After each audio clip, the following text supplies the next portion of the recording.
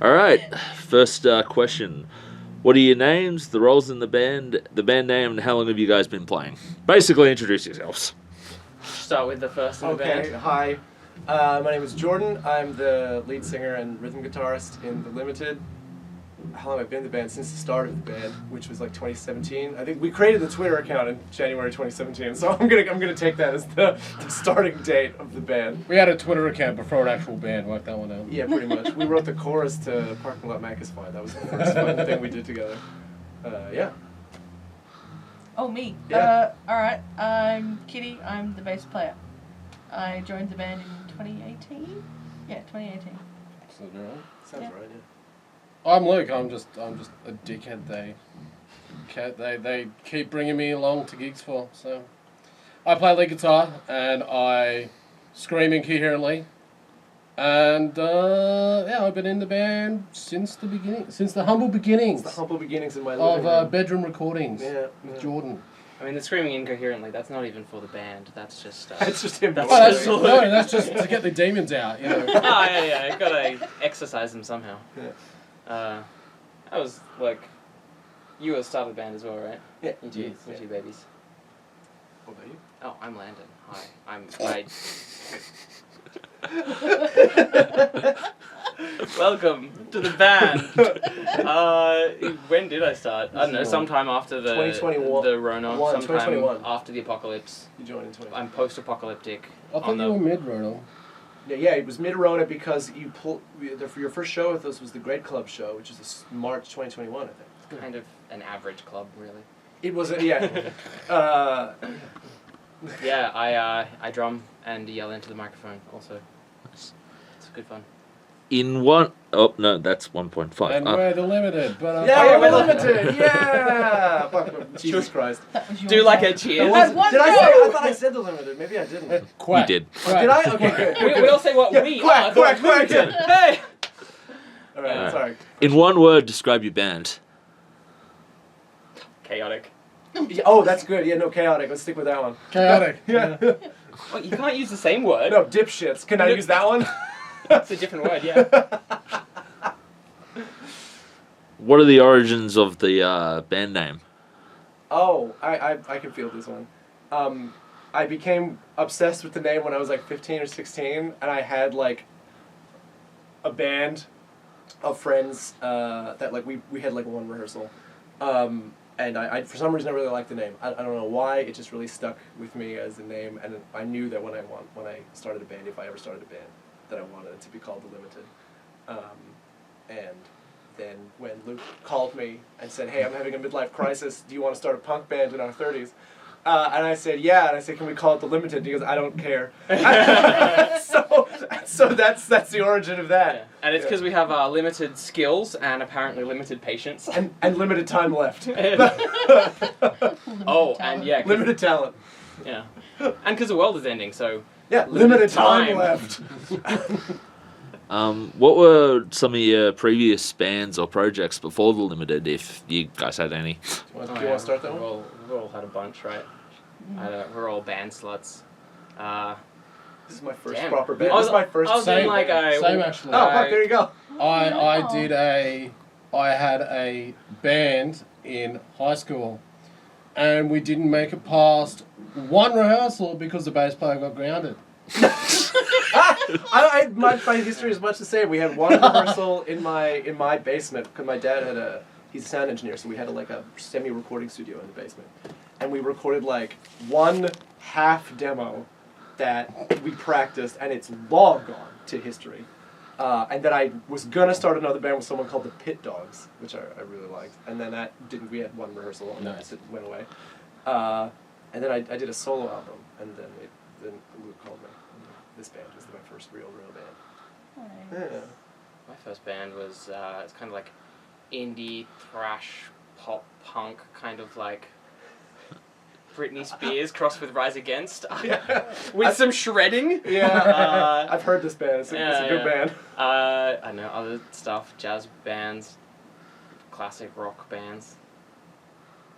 It's doing the whole like Nice. singing, drumming for one of them. That was Class 1C. How very Spider-Bait of you. Yeah. Or Genesis. Genesis, yeah. Yeah. Yeah. Yeah, I've actually done a lot. I've been in bands since I was about 12 or 13. I've been in grunge bands, I've been in goth rock bands, I've been in thrash metal bands, I was in a death metal band for a while. Of course, you're in the fucking death. Yeah. That fucking tracks. Yeah, thrash metal and death metal bands, I can't help it. But probably like my longest stint in a band that ever did anything was probably my last band, Evil Ugly. We were around for 3 years, probably. Oh, wait, you mean The Limited beats out Evil Ugly in terms of time we've been together? It does. Oh shit! Hey! Woo! The Limited has also put out a band. Evil Ugly only ever put out like a 3-track You mean an single. album? We did a 3-track release. Oh shit! Yeah. Holy shit, we did an EP and an album, so we Yeah. fucking... Yeah! Got the 5-track and the... Is it 19? 17. 17? 17. How many Yeah. maths is that? It's 23? Good maths. That's 20 more songs than I did with Evil Ugly. That's Sick. wild. In terms of like Hey. recording, anyway, yeah. Wow. Oh, I Yeah. used to be in church bands. Yeah. That's like, so like my, like, playing, when I was learning, it was just jamming with a bunch of random people every week as new people, so you're just like, I mean, still playing basically, like punk. That's so funny. It was fun. Some people told me to play quieter. I don't think you've ever How listened did to that that go? instruction. I played faster instead. That checks out. That checks out. yeah. That's funny. What does each member bring to the band? Anxiety. Sick banter. All the songs. Cool hats. Cool hats. Yeah, cool hats. Cool hats. And sick banter.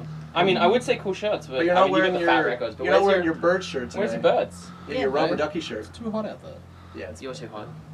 To be fair, the last couple of times he's worn multiple shirts, like his overshirt with his t-shirt, we've all been like, dude, it's too hot, why are you wearing wearing two that. shirts? Yeah, true. He Giving him turns up shit. with one shirt and we're We're like, what the "Where fuck are is your going on? shirts?" Yeah. Oh, I know what Luke brings. We all pick on it. We all pick on Luke. Yeah. Luke's our boy. Aw. I love you, buddy. Mwah. Have there been any lineup changes in your history as a band? Sorry, what was that? Lineup Lineup changes. changes. Yeah. Lineup changes. Well, I'm the newest because the drummer left, so now I'm the drummer. Because COVID. Yeah. But I think we- you're the only like, That's- major lineup change officially. We had Safari as our bassist before Kitty joined. For like one Safari is a It good was- name. it was, That's I a think, good for 5 bassist name. minutes. No, Yeah. it was at least 2 or 3 tracks, I think. But they were because we got them after Jones. Jones, yeah, it was Yumi and Jones for like a hot minute, Yeah. and we recorded the Brain Dead demo and Yeah. the Parking Lot Macus Fight version that's up on Bandcamp. And yeah, so that when she left, that's when you joined. Yep. And then we had Jonesy for up until 2020 or 2021 sort of time. Yeah. And so I guess in terms of like the gigging history of the band, you're the only real major lineup change.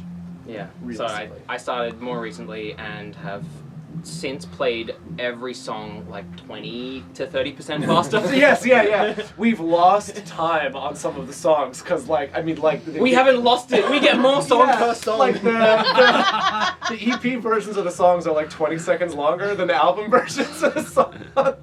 So it's like 100 extra BPM. Look, it made me happy. Yeah, no, I fucking love it. It's great. How did... Jeez, I spelled really badly. How did you guys all know each other? Like, were you guys friends before the band? I met Jordan through a web series I did back in 2010, 2011. Yeah. And that's how we got to know each other. Yeah. And we sort of just stayed in touch because like I had just moved to Sydney and it's like, I don't know anyone, do you just want to be friends? He's like, fine. And you were doing film stuff, and like we were doing film stuff together, which was Yeah, fun. so we just hung out and stuff, and he's always been appraised of whatever dumb project I've been up to. And Oh, this that is- was a bug. We forgot to mention Pigeon Rat as other music stuff that you do. That's not really a band, that's just me. Yeah, it's just you, but it's a musical project. It was I think that's projects. important. Oh. Yeah. Okay. This is Pigeon Rat. Pigeon Rat. I also Pigeon Pigeon Rat. Yeah. Nice. So I knew Jordan through that side of things. Yeah. You know, because Right through what side? Film. through The Film web and TV. You series. knew Jordan through film. Yeah. you know, I spent 48 grand on a film degree, and I started a punk band instead because it's cheaper. That checks out. Yeah. Kitty, I knew through a mutual friend, and you know Landon. Yeah, I'm the only one who knew Landon. Oh, you had worked on set with him once. I said maybe Oh, yeah. 10 words to him. Though. Yeah, Luke and I have been friends for, oh my god, 14 years this year, which is wild. I know you through Luke, Yeah. from this. Yeah. And amusingly, you know another friend of mine. Yes. So it's like, you're in my orbit. I would have which met is you funny. eventually. You would have eventually met me, yeah. And then Landon, I knew through another. I met a friend who's like a very close friend on the set of Mad Max Fury Road. We were extras in Fury Road, and we became very close friends. And then when we lost our other drummer, someone said, "Hey, you know Landon plays drums." I said, "I did not know that," and so I invited him immediately to play the thing. We were friends, but we weren't as close before the band. That's for sure. Absolutely. And like neither of Yeah. us had heard any music stuff that But the other we'd had done. Yeah. So it was just going in so incredibly blind, where it's just like Jordan's talked to our mate and been like, "Oh, we don't have a drummer." They're like, "Oh, you know Landon plays," and Jordan comes to me, he's like, "You want to play in a drum?" I'm like, punk band? "Okay." And you're like, "You're sick." And I I get went to- in and I'm just like, "Fuck." I What went is to what them are and we I said, doing? "Look, I've invited my friend to come audition for drums. If he's really shit, I'll tell him. You don't have to worry." But I've never heard him drum. Came in for that first audition, and which was a prac, and just like blew us away. And it was like, "I think we found a new drummer." Like, it's really quick. So yeah, no, we've been friends for I don't know, probably half a decade at least, like 5 years probably. At least, because you were in the. It's 3 years that you've been in the band now. This year, so at least 5 years. That was fun. That was a fun first practice. Yeah. It was just like, oh my god. Do you guys what was it? You're just like, "Oh, do you know Damn It?" I'm like, yeah, I think Yeah. I could do I that. could do damn it. Fuck yeah. I think we used that. I think we used that footage for the. We did. For your introduction video That's right. as well. We got you playing the Pokemon theme. Yeah. And we filmed it was only like 2 or 3 precs later that we filmed those like as live versions in Public Square and stuff that you Yeah. put on YouTube and stuff. Like that wasn't that long after that. Because that was at the old Prac Space. That was at Red Rock. Yeah. Which Gone closed through down. a couple different prac Prac spaces. Spaces, yeah. Red Rock closed down. That was a COVID closure. Like, it's kind of nice for the band to outlive the prac space normally, but in this case, it's just because the prac Yeah. spaces kept shutting Kept down. shutting. It's so sad. We tried another There were one. good ones, too. What was the other one we tried? LA. LA, that's right. Is that where we saw the Trauma Source sticker? Yes. That's where we saw the Trauma Store sticker. It was like on one of the rafters. Yeah. And we were like, well, that's a really cute sticker. We looked up the band, we're like, these guys are sick. And then we invited them onto the bill for the Grit Club. Like that was the Yeah. start of that. So that's a good way to find other bands, just see their stickers in rehearsal spaces and be like, "Oh yeah, I like dinosaurs." yeah. I like that sticker.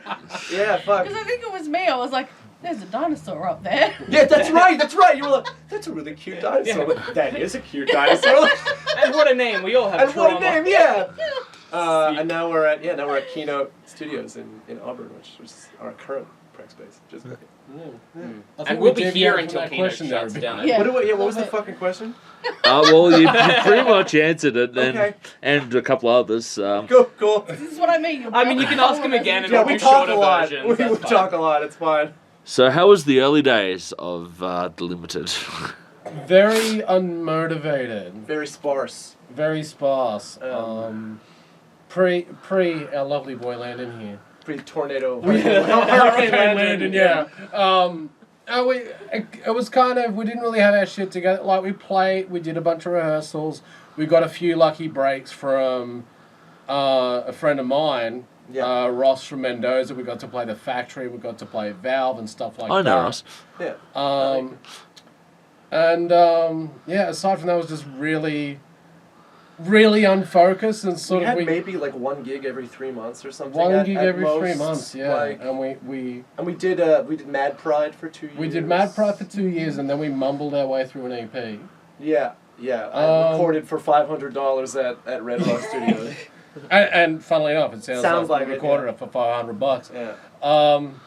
And then Jones left, And then Hurricane Landing comes in. Yeah, and And- pretty much he asked. I think it was like, you know, once you felt comfortable. I think it was after that first Great Club show. You were like, "Hey, so do we want to do an album?" Yeah. And then we were like, "Yeah," and you were like, "Cool," and immediately started pulling levers and setting that in motion, sort of thing. So yeah, no, it's I feel like it's not like we have our shit together. We just are faster about it. we sort of we stumble into stuff. Yeah, Our well, shit's not together. It's just rolling down the hill now. What was I think one of the things that was like the I don't know big break for a number of gigs that we've gotten was we lost a band on the lineup for the Great Club show. I don't remember who it was. Somebody dropped out, and we on Instagram I just texted. I said, "Hey, we're following the Owen Guns. Should I just message them?" And Luke was like, "Yeah. Text Daddy Sean." And so I texted the Owen Guns on Instagram, and I was like, "Do you want to look? You don't know us, but do you want to do this thing?" And he was like, "No, we can't that night because we got something else going on. But I like what you got going on. Do you want these 3 shows?" And like invited us onto the bill, and pretty much everything that we have now, I would say like lay at the feet of Sean a little bit because he put us on like almost every bill they did that year. Yeah. He invited us and put us on a bill, or told somebody else that we'd be good for a bill. So like, honestly, like the jetpack behind the band a little bit. We've had a lot more covers in the early days. We did do a lot more covers, which And is that- pretty classic. Yeah. Yeah, we did. I think half our set was covers for a bit there, realistically. yeah. Because we didn't do long set. We did like 15-minute sets for a while. 15-minute That's sets. it, yeah. So we had like, "Ha Ha, You're Dead," "Birds," "Damn It." Is that it? Did we only have the 3? We had Unity. We did Unity. I don't one- think that left Prac. I don't know if that left Prac. Yeah. Yeah. And maybe one other, but I can't remember for the Yeah. life of me. But yeah. How has the writing process evolved over the years? Have you guys... How has the writing process evolved... Fuck me. How has the writing evolved over the years, basically? So Jordan, how's So mostly the songs are I send these guys an email that said, "Oh no, I did it again," and it's a text document with all the lyrics and chords and a recorded demo of like the song on my old acoustic. And then they're like, and Luke sends usually an email back that's saying, "Can you please stop?" And I say, "No, I can't." And Landon usually sends Landon and Kitty usually send like a heart and a thumbs up, and then it would come to Prac, and I'm like, "I got 7." And so the writing like evolved. They just got slightly more complicated. I'm not necessarily a better guitarist than I was when I started. I think I'm just slightly more confident.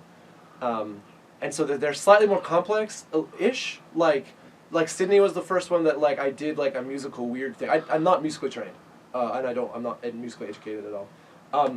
And so when I brought Sydney to Prac, people stumbled on it a little bit because I cut off that last beat at the end of the verse lines. And it was like, that was the more complex one. I was like, I'm not hearing it, it just sounds normal to me. Like, like it's just like, kind of like that. So, yeah, evolved in that I just keep writing, and then I like my songs more and more, and if I want to write a certain type of song, I'll just do that now. Like, I'll listen to a bunch of songs of that type, and then I'll try to do something like that, and I'll upload. We have like a Google Drive that has like 30 unpracticed songs. So our process is basically you write a bunch of stuff, Yeah. send it to us, and then we bring it in here, and then just fuck with it. And really. to fuck with it And until just we make it faster or a little slower. Or you're like, oh, what if the bass that goes like Yeah. this here? Like, is the ring out bass on God, I think it was Public Square when it rings out kind of at the end of stuff was like a you thing. And coming in on Sydney after the like on the first chorus was you. That was really nice. And if a bit feels fun, I'll just Yeah. be like, let's do that again a couple Yeah. more times. That's And then Luke's like, can I do some weird squealy Yeah. noises? Can I use Wait, a we all pedal? say no, but he does it anyway. yeah. That's the thing is, it's really just like Well, I gotta justify buying the pedal that speaks Japanese. I'm sorry. It's true. Where is the Miku Where's the pedal? Miku? Yeah. I think that I mean that's I guess really it is I'll I write don't bring down- it because I'm scared that he'll just steal it. I hate the Miku pedal. Oh, you should bring it. Yeah, the writing is basically just like I'll bring something and then I think it's also we're more confident with playing, just like as in playing around, not just playing our instruments. Just like I'll bring something and then we'll play it pretty straight the first few times, and then it's like, oh, what if this, or what if this, and it's just that kind of bounce, I think, that is distinct now that we're pretty meshed as a band. You know, everyone feels pretty comfortable speaking up. I mean, I assume so. Pretty comfortable, like, saying something like, can I try something here, or whatever. So. I think all of us are trying to make each song sound a little bit different as well. Yeah. So, Yeah. I think in recent months, recent years, I guess, we've become a lot more confident in, or at least Kitty and I, and to a lesser extent Landon, because these guys tend to work on, you guys tend to work on stuff fairly regularly. I mean, yeah. Outside of the band-ish. I mean, he lives with me, so it does help. Yeah. I feel that Kitty and I have really improved the, hey, I've bought a thing to class. Yeah. Can we... That's true. That was one of the things, because, like, I just write a lot, and so that's why I've written most of the songs. It just happens to be that that's, like, an outlet that I use a lot. And I work from home. So when I'm not doing anything, I will pick up the guitar, and I'll find a chord progression, and then a song happens. And I've always been very like, hey, please bring something to class. Like, I'm very happy for other people. We don't have to. It doesn't have to be the Jordan show. Day. But this is the thing, like, I fucking write a song a day. yeah, I mean, like, Jordan's writing process is so punk because it's just Jordan's working and, like, fucking guitar! Yeah. Like, Landon will hear it. I'd be in another room and just hear, Gah! Ah! Ah! Yeah. That's our writing process. That's the writing really. process. If I can strum something and scream enough, then it becomes a song. But you know, Luke is the one who wrote the music to Body Count, and I wrote the lyrics to that one. And you've got a couple, yeah, Luke has a heap of good ones. a heap of good ones that he refuses to bring to class, because you're nervous. You still get nervous about bringing songs to class. Yes. Yeah. It's because wordsmith over here. So everyone, send a message to Luke and tell him to bring the songs to class. Let's go. Yeah. What were some of the inspirations, I guess, when it comes to the sound of The Limited? Bad Religion. Just kidding. My idols are Bad Religion. I think Green Day, at the start, it was really like a bit of Green Day, Blink-182. I kind of feel that, at least in the early days, I think we're a bit more unified now, but I think in the early days, we kind of started out as a punk band comprised of people who didn't want to be in a punk band. We had Mr. Folk Musician over here, thrash metal over here. I'm a fucking Billy Corgan tragic. Yeah. Joms was just doing ska, dub, fucking whatever. Yeah. Sick. And Yeah, so we were all I think really like some different. of Jones was like a little bit of disco. You're all over the place. Yeah. Oh yeah, I'm all over it. Blondie and Rise Against. That's just. Yeah.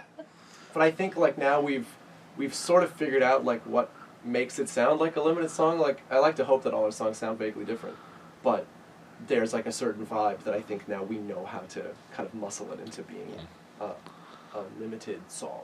Yeah. You know?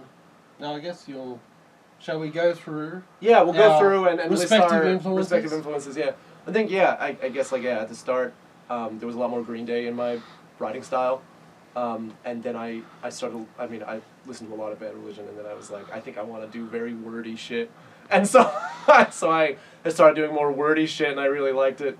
A lot of people tell me that like my shit sounds like Dead Kennedys, which is interesting because I while I like them a lot, I was never like a huge on rotation listen for me. But now when I hear us live or I listen back to the album, I'm like, oh, okay, I hear it. Like it's there. So yeah, I think those would be probably the biggest. Yeah. So when it came to punk, I was not listening to the same punk that these guys were. You know, Bad Religion and No Effects over here, and I was like, I like the Sex Pistols. Also, have you heard Cradle of Filth? To be fair, I also listen to Cradle of Filth. And I listen to the Sex Pistols. So. But yeah, I'm very much a goth and a metalhead, and punk was sort of in the background for me for a long time. That's very different now.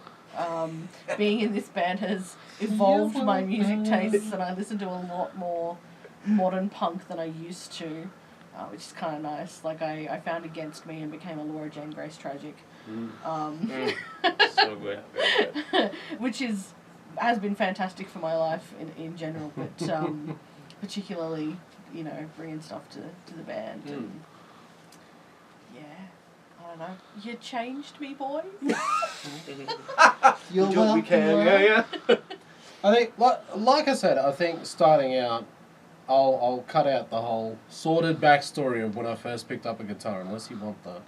But when I first picked up guitar again, it was very much, okay, I really like the Smashing Pumpkins. They seem to have, okay, I can do heavy distortion and just buy a fuzz pedal and just put it in front of an amp and all that shit. So when I picked up guitar again after many, many years not playing it, it was, okay, I'm going to buy a Stratocaster. I'm going to be fucking, a very fat and not egomaniacal Billy Corgan.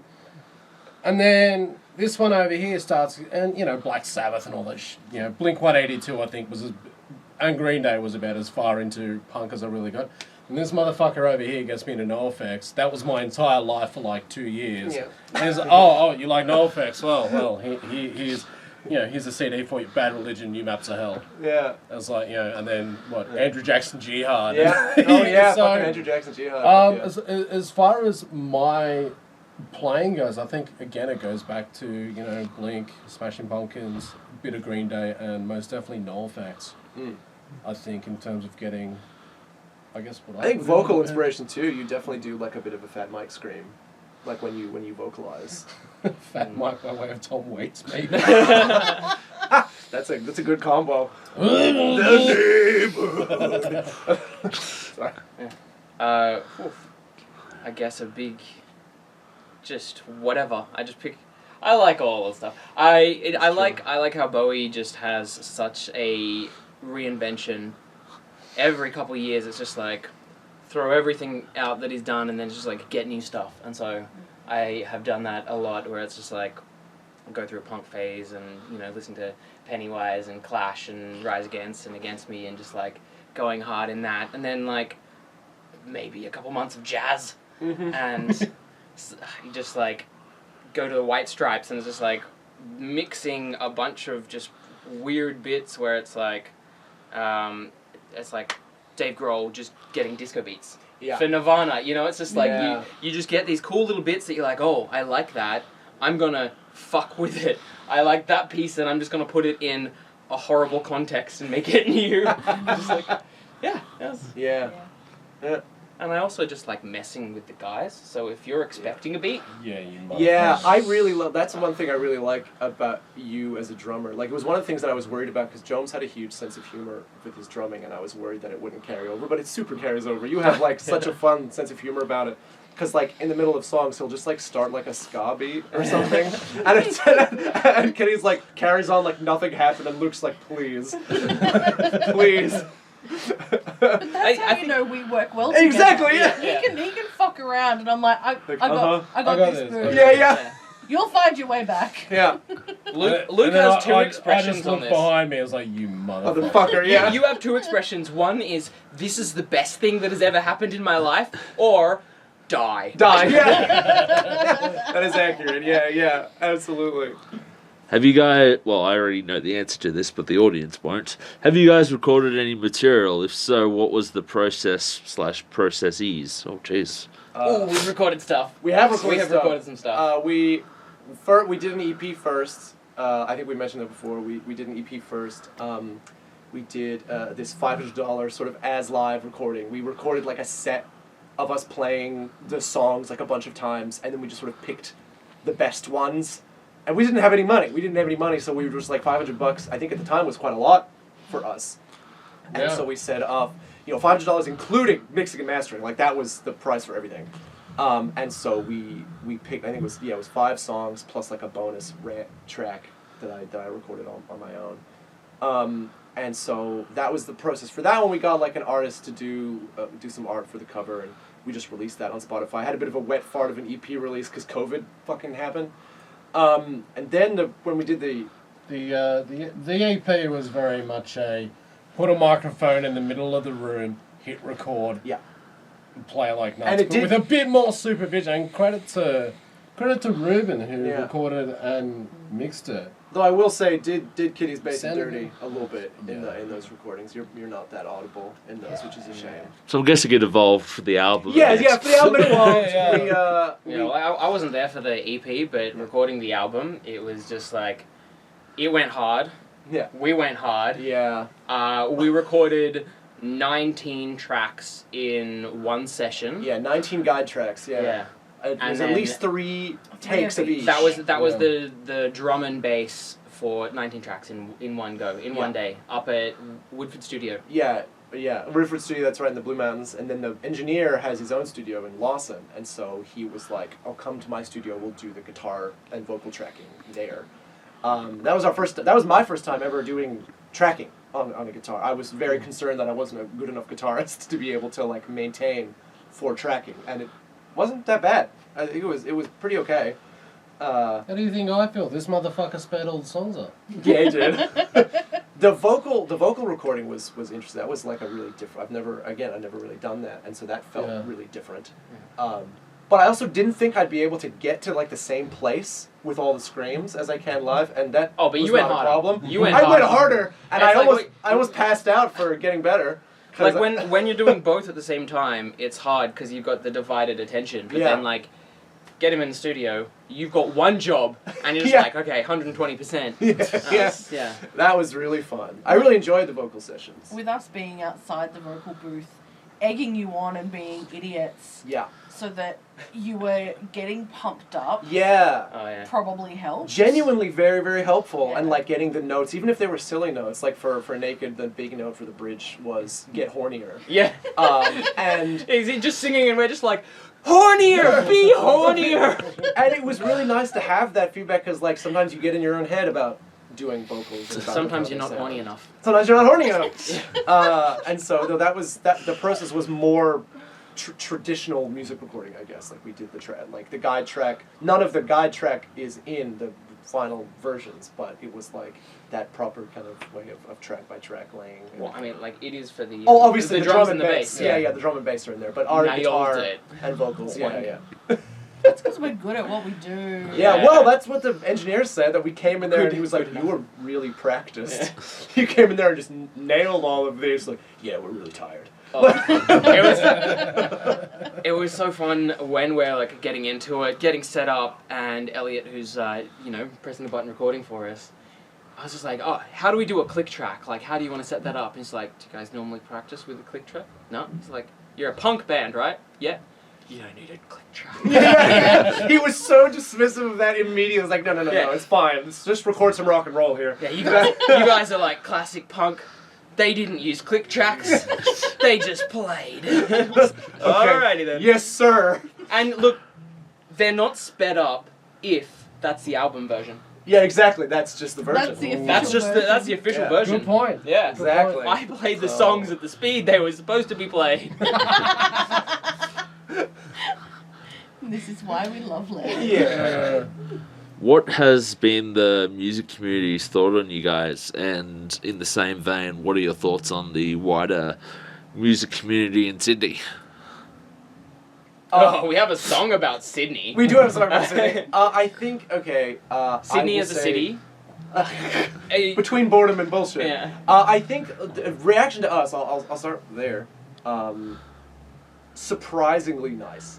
I think there's a part of you when you make any art thing and you put it out in the world, there's a part of you that's ready, especially music, which can be so subjective, that you're ready for people to not like it. And then people have been extremely kind, that they do like what we do. They like the show that we put on. We got when we were up in Brisbane, we just did our first interstate show for the Monk and Pedal Festival in Brisbane, and one of our little reviews from someone in the audience was that we were the most fun set that night, and that's really nice. It's nice that that's sort of the rep that we're kind of getting, that we're very danceable, and our songs are quite serious and full of screaming and politics and everything, but there's still a nice vibe for them, which I think is nice. So clearly people have had a nice response. What do you guys think about response to us? There's definitely a couple of bands out there that might think we're a bit try-hardy or we don't take it seriously enough. Well, fuck them. But also, Look, it's playing music, and you can't Yeah. play music without play. Yeah, exactly. Otherwise, you're just doing music. Doing And that music. sounds sad. Yeah. No, you have to be serious all the time. Yeah, like yeah, there's no smiling in rock and roll. that's the thing is I think that's like kind of nonsense. Like I think No, there's definitely been some bands who thought, who are these fucking idiots? well that was No, what Why was is that's- that I going mean, in Hawaii? usually- to their credit, we are But fucking we are idiots. fucking idiots. But I think usually when we were the only punk band on a metal bill, that Yeah. I think was much more accurate. Yeah. Many years. Because that was just not the vibe. It's like it's a hard mix, you know. Like it was they were heavy metal bands, Yeah. and we're here doing like kind of poppy, like political punk. Yeah. But And- even with that, the heavier music genres, the fan base is so friendly. Yes, You've got like metal, punk, thrash, any of that. It's like the people that are there are so much Yeah. friendlier, so supportive. I agree, And even yeah. if it's like, oh, it's not really our style, they'll hang around and watch and like maybe buy merch or like Yeah. buy us a drink or something. Absolutely. Yeah. If I think the people in Sydney are nice. Sydney Yes. is shit. The people are I nice. think the scene people are nice. I think the scene itself. There's a lot of fucking amazing bands on the scene. Especially we were just talking about this. Right now, there's some Like Owen Guns. incredible fucking bands. Yeah, we got the Owen Guns, Shawnee's Angels, Ooh, None for One. Fist, None for One. There's a lot of incredible bands. We've played with so many. We're very, very lucky. But Sydney is doing its best to make sure that none of them get to play anywhere and succeed in any way. So that is very difficult. So everyone needs to counter that by going to as many gigs Yeah. as you can. Exactly. Support your support local bands. Support local bands because like Buy their merch. Every international act was once a local act. Yeah. So like they don't become international acts if you don't go see them and you don't support them by buying their merch and like going to see their shows and fucking clicking play on a YouTube video of their new video clip. Like that's the shit that matters. You know, like clicking like on a Facebook post, while very nice, and it's very nice to have you supported, it doesn't actually translate into anything. I think the best support is just being able to see people's faces. Yeah. Yeah. Yeah. When, when you're playing there and who knows what's gone wrong, there's always so much that, fucks up before a gig. Always so much It's chaos. always something. But you get up there and then you see some people out there having fun. Yeah. And you're like, alright, cool. That's the thing. We've said before we could play to a room of 2 people. We don't give a shit. But like when you see a room packed with people that are having a good time, that's what matters. That's like people want, and it's clear that people are having a nice time when we play here. So it's good. This one technically was just for Sean, but it's a funny question, so I've opened it up for everyone. Hey. Who have you managed to annoy in your time? Oh, if it's a good enough question for Sean. Who have we managed to? Oh, we've managed to annoy Sean. Sean, From yeah. the Owen Guns. And- We make that our Yeah, we make band's that goal. our goal. Yeah, Luke I think has gotten especially pointed with some of his comment. Not in a mean way. Just that like they have a very good banter relationship, but you've gotten more gutsy about saying it on stage or when you're in the If audience. he's gonna stand up the front Yeah. with arms crossed, just being all judgy, Yeah. I'm gonna announce his next album is gonna be called Mercy Flush. Like, I think the one person I can think of that we've annoyed was that Soundo at our first ever show at the Tattersalls pub in Penrith. I have only heard horror stories of this. This guy before my was time. not only a bad Soundo, but he did not like us. And we had a song called Parking Lot Mac is Fine, which we dedicated to the people of Penrith. And he did not like that because at the end of the song, worst fucking song I ever heard. He had about 3 teeth and was very shit-faced by the time we were playing. Had Sounds spilled like- beer on all the cables, so he was very annoyed by us. That was amazing. But yeah, but as far as other bands or anything, I don't think we've. I don't think so. No, we try very hard not to annoy anyone unless we like them. unless we like them. Because look, I know It's our people. love language. Yeah, I think a lot of people think that punk is just being obnoxious and getting up in people's faces, but I think it's also in a world that's very cruel. there's nothing Conservatism more- is the new punk. Well, Sorry. yeah, I think there's nothing more punk or counterculture that you can do than be nice to other people. Yeah. And I think it serves the scene better to it be full. I saw a thing, I don't remember who said it, but it was that punks are nice people dressed up like mean people, and hippies are mean people dressed up like nice people. And I think that is fairly accurate. Like, every punk that I've ever spoken to has been 1,000 times nicer than any hippie I've ever spoken to. And the punk scene here is full, and the metal scene, but I'm obviously not as enmeshed in that, is full of wonderful, lovely people, you know, and I think that is like, that's what you want. If you are nice, people are going to want to put you on a bill. You know, like, we try to be nice. Yeah. So people put us on bills. In a mean world, being nice is the most punk thing you can do. Exactly right. I think the only other annoyance we may have been, I mean, we kind of annoyed that Sando at Chatswood who just wanted to have an up. That dude slept through the whole set, or was reading his book. But slept through the whole night. Yeah.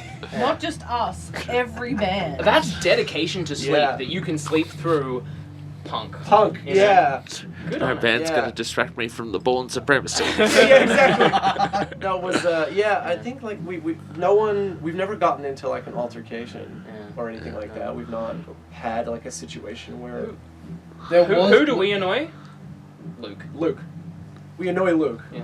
That's the Yeah, but important I'm part. part of the band, so it's kind of Yeah. Like, There was that one person who started abusing us on Facebook when we played with Particles, and we were doing that charity the show. charity and they were show. like, What? That's right. Oh, what are you doing this for? Bloody blah blah blah. So it's Yeah. like, okay, block. Block.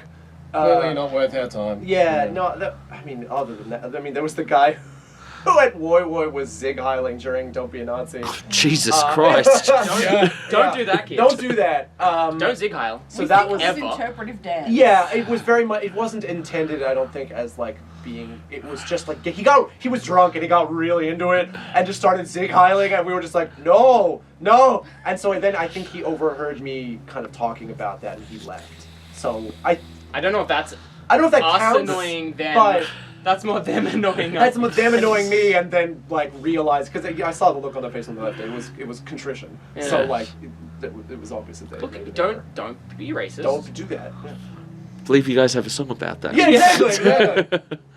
This is kind of related to the last question. Any crazy stories that have happened at gigs or just weird shit? Yeah, the Duke. Yeah. Every single gig ends up with a crazy story. Do you want to It's start like- us off about the Duke? Because I think the first thing was what happened to you, and then the thing that happened to me. Oh yeah. So I've managed to get through. How long have we been together now? 7 years ish. I've managed to get through 7 years, not breaking a string at a gig. Duke show, just rounding out the end of 2020, whatever the fuck it was last year, 3. and I'm breaking a string. It was like That song was- 3 too. Yeah, Yeah. it's like song 3. And then these guys had to, jam and cover up yeah. the fact that I'm taking 5 minutes way too long to replace His a string fucking breaks, string. so we become an improvisational Improvisation. They jazz, become a country, jazz band. punk. That was really fun. And then And then a few more songs in. yeah, maybe 2 songs later at most, my the connection in my pedal and in my guitar fuck up, and it's just making this like terrible noise, and so I just like turn the guitar off, and I have to go guitarless for the first time ever. I'd never just done like vocal solo. And I lost my mind. Like, I became a different person and just threw myself into the audience. And it was, it was great. But it was honestly like after Beast mode that- activated. Yeah, like after that Oh yeah, show. after a Jordan is just like, I kind of blacked out. What happened? Yeah, I remember honestly. I was on stage and Luke's guitar died, and then my guitar died, and now it's later. Yeah, now it's later, and I honestly like I it's blanked out a little bit, and I'll see like the videos. I'm like, I vaguely remember doing that, but like not really. Yeah. You And gyrated on the floor. I sure did. Living your Greg Graffin best life. Yeah, it was fucking awesome. Like I was just all over everybody. I was like really up in people's shit. I remember there were two women that walked in just off the street, and while we were playing, and they kind of set up at a table, and I just like walked over and like leaned on it, started singing at them, and they left after our set. And I was like, I would never do that. What the fuck? And it was so bizarre. And now during sets, we've sort of started to incorporate a couple of songs where I get to do that because it does all the energy. Like I just get to do Yeah. that, which is very fun. So that's probably the wildest. Well, I mean, like we just recently went up to Brisbane to play Monk and Pedal Festival, Mm. and on the way up, Oh. these two are in a car. The Alright. car explodes. They're just stranded on the middle of the Pacific Highway up near Yeah. Port Macquarie. Port Macquarie. Luckily, we were in a car a bit further back because we were picking up some band shirts. Yeah. And so we end up getting them, and we squeeze all of us in the car with all of this gear, and It's not a comfortable ride to yeah. Port Macquarie. Oh man, that was toit. That was toy. 6 hours of Mm. squish. And that trailer where the handbrake was fucked, and so we were dragging this dead weight trailer behind us. Fuck, that was pretty. That was a lot. Look, that trauma is so recent. Can we? Yeah. Yeah, let's move on. Yeah, I can't There think of was anything else. Is the- there anything else that was particularly like wild? Not really. I mean, Gearbox? any show where we're playing with the Owen guns. That's Oh, just yeah. fun. Alright. But that's Okay. just because fun. they're unhinged. But That's, because that's they- a yeah, different thing. That's not like a us Um, thing. I mean, there was the Sando at Tattersalls. Yeah, I mean, yeah, Worst song we've ever had. yeah. There was a breakdancing dude at Marrickville Bolo. That's true. The guy who stood on his Yeah. head. The breakdancing Yeah, that was fucking cool. octogenarian or whatever Yeah. the fuck. He was like in his 60s Yeah, or at 70s. least, at least. And he was doing handstands Um, and break dance. He was having a great fucking time. was a legend. That was Yeah, oh beautiful. but yeah, nothing outside of that. Those are kind of We've had a couple that's just like out of nowhere. A band is like, "Oh no, someone's dropped out. Can you fill the slot?" And we're always eager to fill a slot. yeah. Hey! Hell yeah. And then a Nice. couple times like that's happened, but then a day out from the gig, just the entire gig gets cancelled, and it's like, Yeah. "Oh yeah, the building exploded and everyone's dead." Oh, okay, cool. Okay, Well, cool. I guess we have a sleep in. And the booker's gone, and Yeah. this band is gone. Okay, fucking Jesus. So yeah, But that's just Sydney. that's just shit, man. It's bureaucracy shit. Yeah. So, what are some of your hobbies outside of the band and music? Let's go from that direction this way. I saw Oh, all good. of these. Okay. I do a lot of film and photography stuff, so I actually bring that to the practices sometimes, and we'll do like music videos and whatever other fun stuff. I've got a bunch of gear, so why not use it? Yeah. Kind of like this lighting rig. Yeah. That was a good one. That probably was gonna be the on best. sale for like half Nice. price. I'm like, yeah, Nice. love a good light. I think I don't really have any hobbies anymore. You're a Twitch You mean streamer, streaming? jackass. Outside of I- I was a bent just- Does Does pedals count? Yes, I mean, yeah, pedals. collect pedals. There we go. But that That's counts as a music. fetish. Yeah. That's a fetish, yeah. Yeah, just very few hobbies these days. Outside of the band, I stream on Twitch, and cause chaos in digital form, not just I mean, you're That's Apex really the Twin. only I mean, thing. Pigeon Rat. Yeah. I mean, it's outside of music, but yeah, I do. Well, it's also outside do, of the band, right? Yeah, yeah. yeah, sure.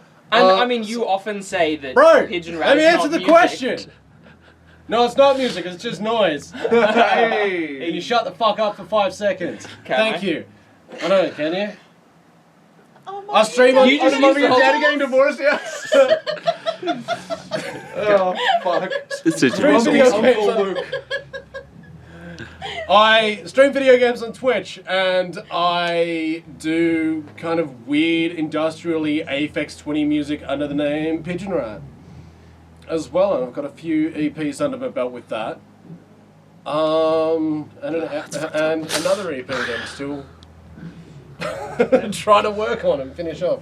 Do we need to pause for? Is your my audio thing's fucked. It's not recording, so it's just going to be the camera audio. cool camera? audio, Lovely. everyone? Lovely. Did you bring your spider? Oh, I've got something. Nah, it's like there's 3 questions left, and they're fairly like softball questions. They're like, what is the future of the band? Yeah.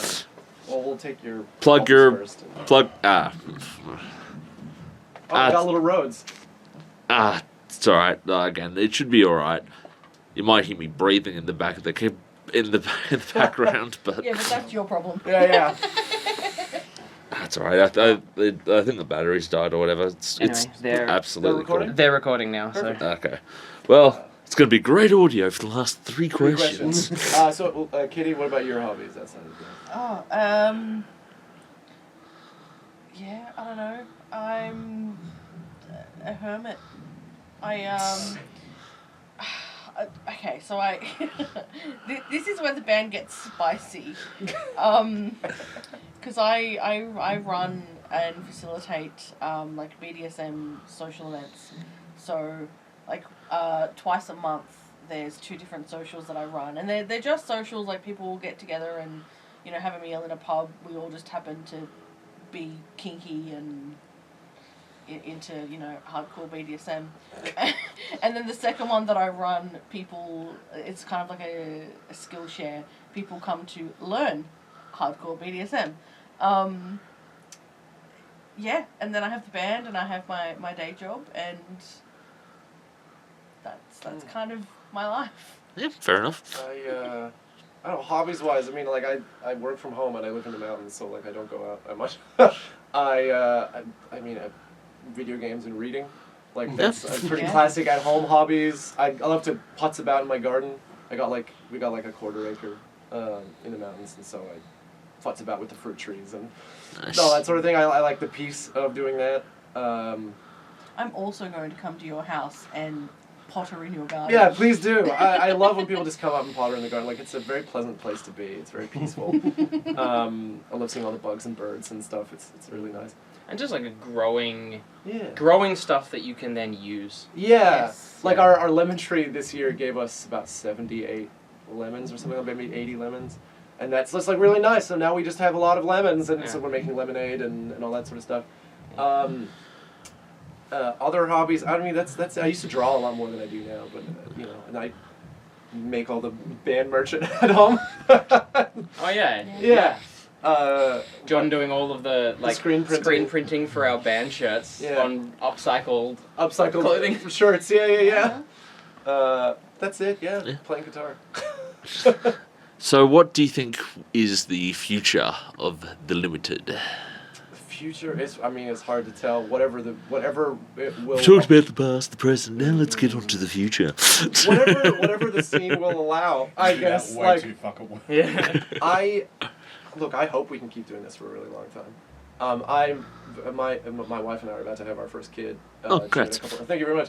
Due in a couple of months, and so we'll be kind of a little more radio silent for the first 6 months of that.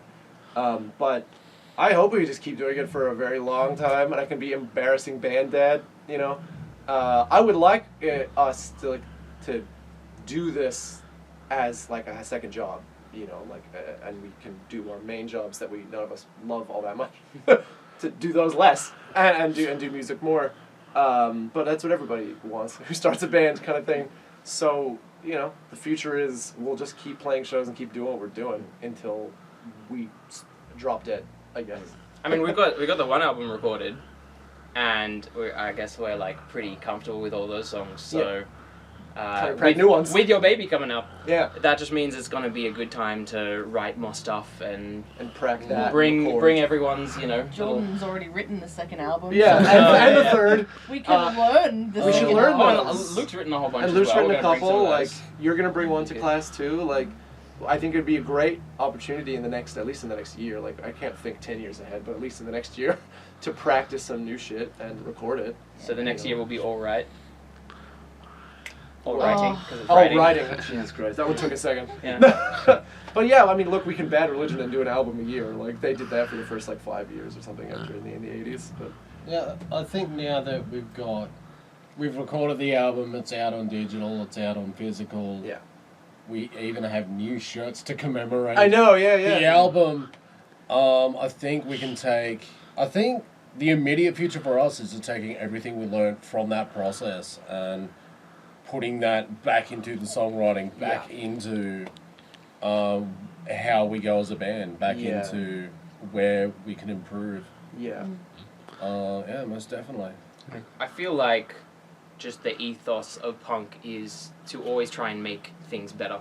Yeah. If society And has doing a it problem, yourself, too. It's you that try, very- you do try it and fix yourself. it, yeah. Try and fix it. It's Yeah. like same with our music. We've tried doing it ourselves, and we're going to try and fix it, and just keep that going. Yeah. I think that's fairly accurate.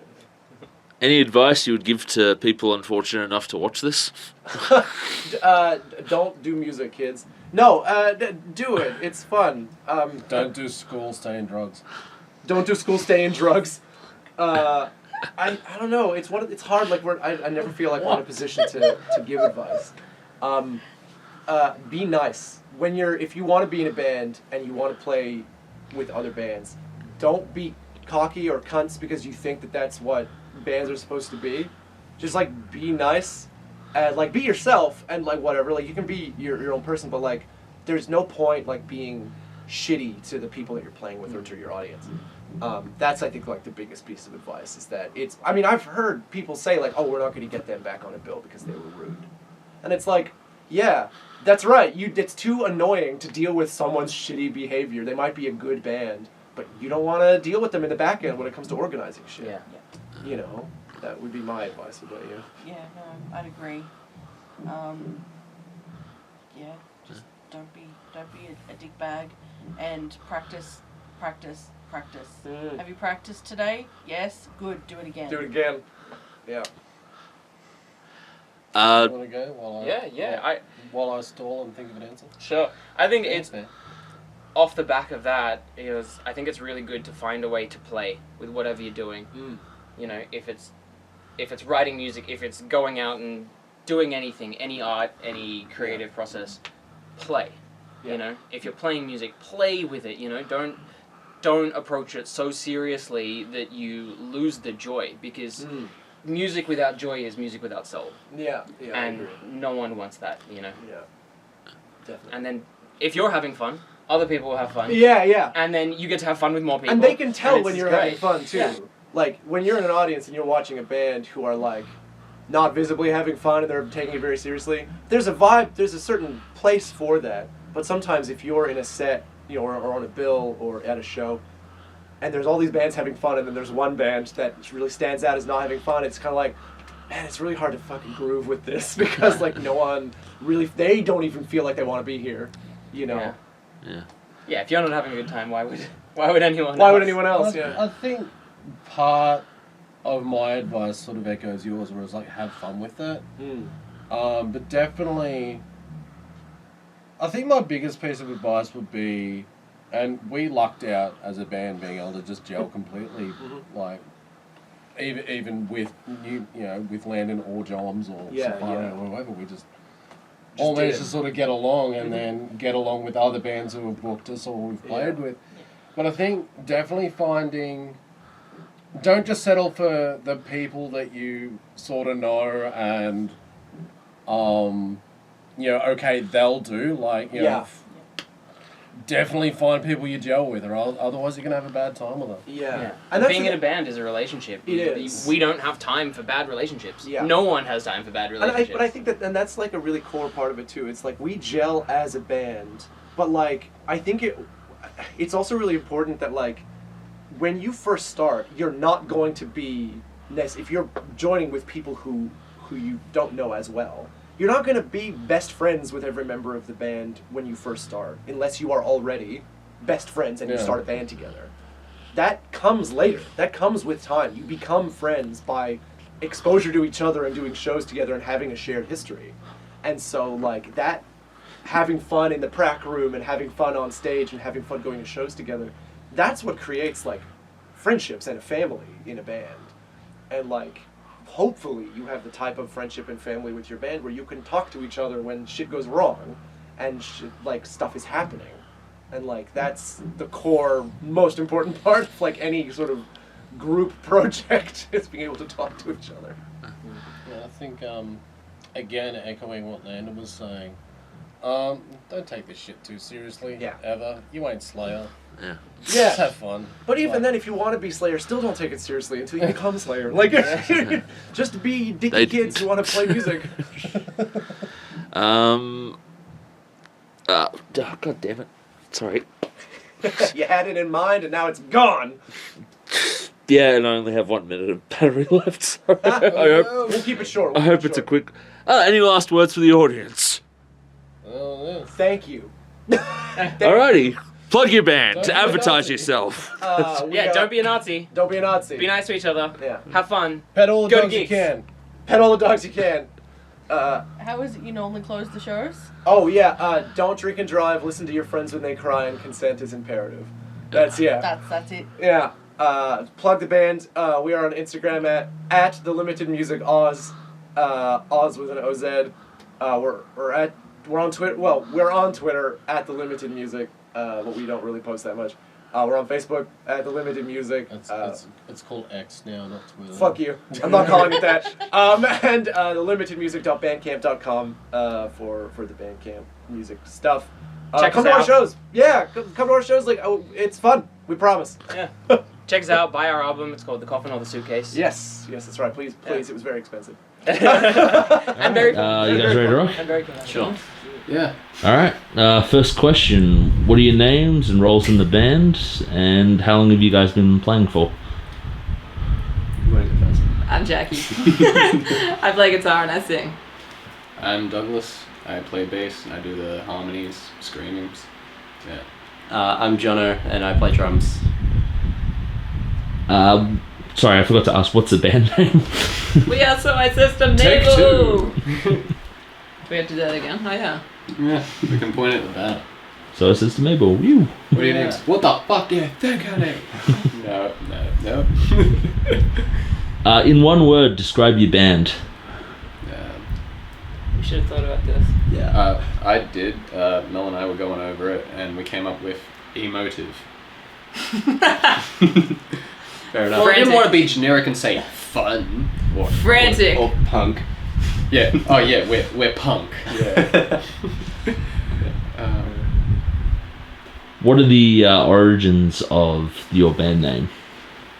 It's a Simpsons quote. There's Fair nothing enough. deep about it. Yeah. It was just random and funny and it stuck. And also it abbreviates to system, which I like. It rolls off the tongue. What were some of your previous bands or projects before Soul System Mabel, if any? I'll let you guys go first. I didn't actually have any. I had written songs since I was like little. But yeah, never actually played with a band formally other than my partner's and his dad. We had a bit of a family band. But yeah, they told me to make a band, so I went and looked for some musos, and here we are. What is it? I've had a few projects, but I'll keep it concise. Particularly Crackhead was one that I was fairly proud of. Nice grindcore band. Offended everybody along the way.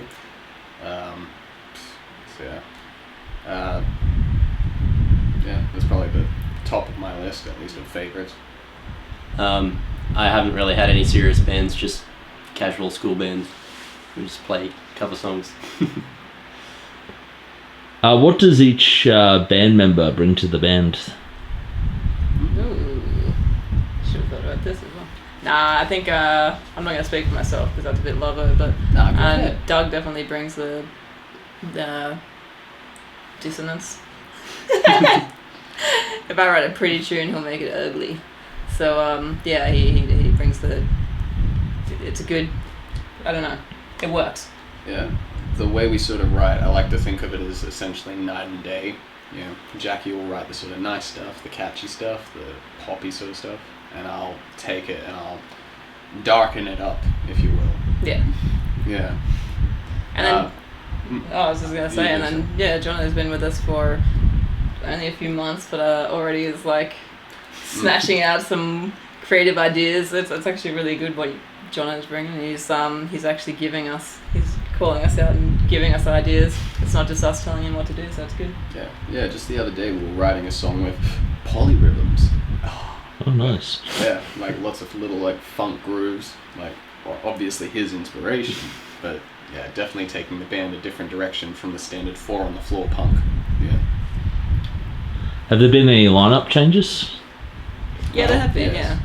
Yeah. So we used to be a 4-piece when we started, and then that lasted about a year. And so the guitarist and the drummer, we don't have the second guitarist anymore. And then yeah, we've switched drummers, so now we're just a trio. And it's I think it's a bit more slick, just as a 3-piece rather than 4. How did the band start? Well, literally, Facebook message, Facebook group kind of thing. Yeah, so I put out a thing looking for a not serious band, like signed us to jam, some covers, some Blink, and that kind of like that early punks, the early 2000s kind of punk stuff. And then our ex-guitarist, he was the one who hit me up and introduced me to Doug and our old drummer Josh. So yeah, we just all got in a room and played some Blink, some Green Day, I think. Yeah. Yeah. So how were the early days of the band? I think that early day, like I remember my first memory of the band was that I'd made a mistake getting in that room, because we couldn't seem to finish a song, like even a cover, we just could not, like a Blink-182 song, which should be the easiest thing to play, we couldn't finish it, and I just found that really weird.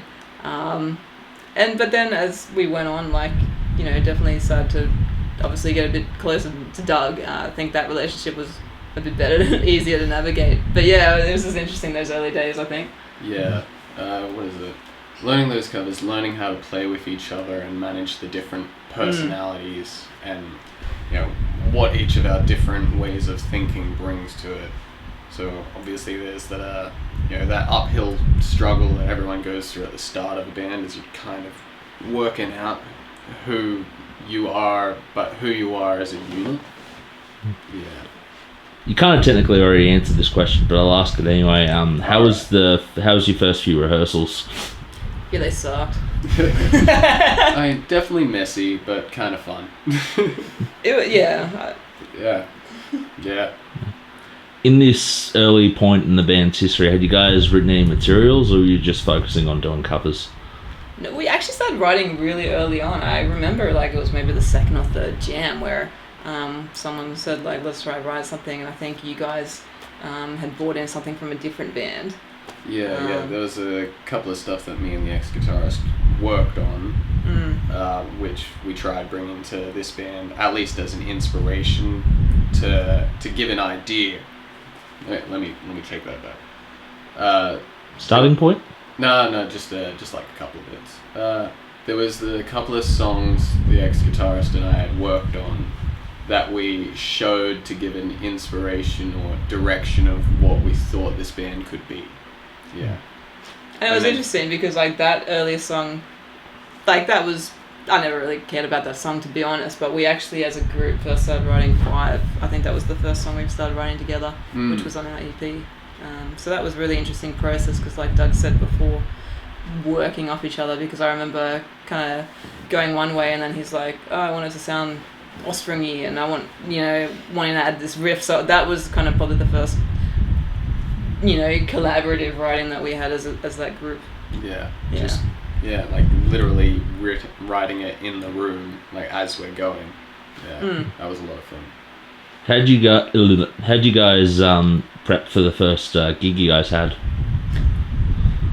I was thinking about this. What counts as our first gig? Because there's doing the official gigs or the jam nights. Yeah. Because I know that the jam night stuck out, and also your first gig is different to our first. Yeah. My first gig probably would have been at the jam nights as well. Yeah. So say he didn't even have any prep for our first gig, but it's first system gig. Yeah, his first official gig with us was only a few weeks ago, and it was a last minute text like, hey, can someone come fill in as a band?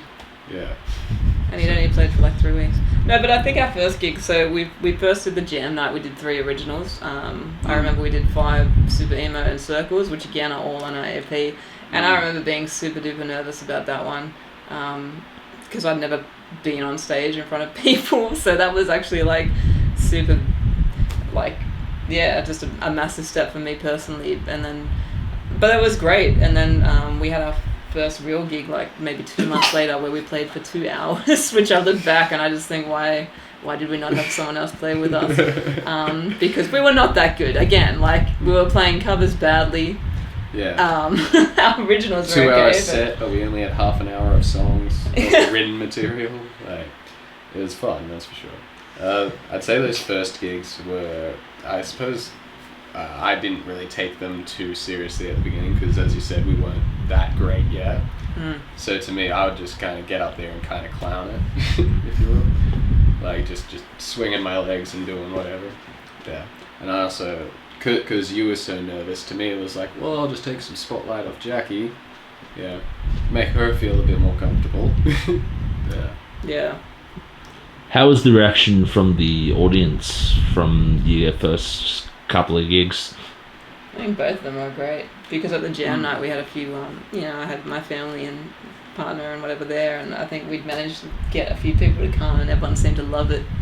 So that was good. That was encouraging. Even the local community were I was gonna say. saying nice things. Yeah, I was gonna say, because the local community where we usually jam at, they're pretty used to their rock and blues and stuff like that. So us coming out as a punk band, that would be like fast, catchy, poppy, but also a bit screamy, was very different to what they usually hear.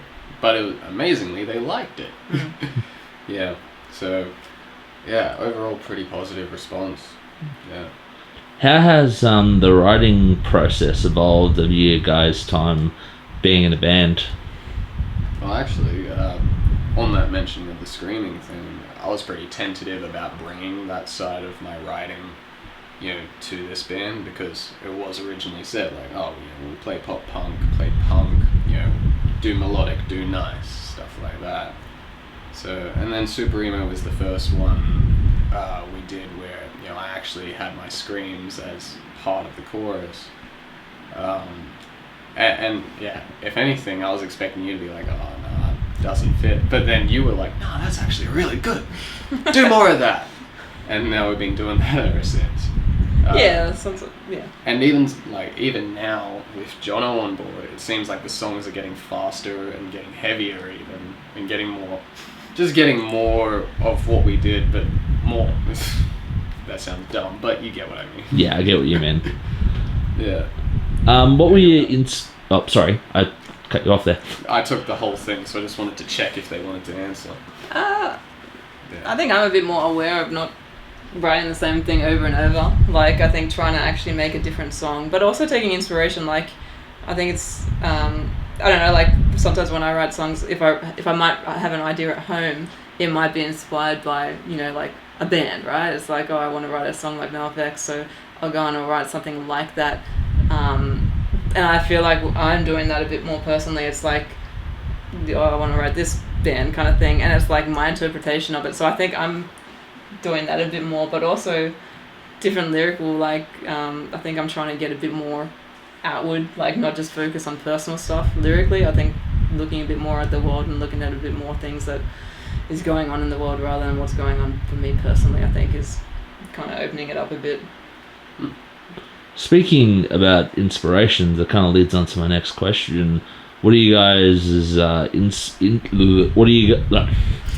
how do you words good? What are you guys' inspirations, music and lyrics wise? Let's go Jono first. Let's go music. Okay, well, my main inspirations, because I got into metal, so my inspirations are usually Slipknot, and then as far as the more rocky side, it's Foo Fighters, Green Day and Linkin Park. Represent. Yeah, and probably just a bunch of other random bands, maybe Paramore, stuff like that. For my inspirations, along that metal side of things, I love my Cradle of Filth, my Strapping Young Lad, my Devin Townsend. They're probably my top in inspirations. To go more towards the punk side of things, Suicidal Tendencies, Offspring. Who else would I list? I don't know. Who remembers what I like? I don't like anything you like, so no, I don't really care about Slipknot either. So yeah, yuck to both. Yeah. Personally, I obviously love Blink. I'm that kind of that pop punk kind of vibe. But other stuff like Block Party, love things like The Cure, Hole. Like, I don't know, there's a bit of like all that older stuff, but and all the newer stuff like Slowly, Trophy Eyes, that kind of stuff, the Aussie guys that are making a splash. So yeah, trying to keep it, not just get boxed into that old stuff, but trying to keep on with what's developing these days as well. Have you guys recorded any material? If so, what was the process or processes like? Yeah, we've done the EP, which is 6 songs.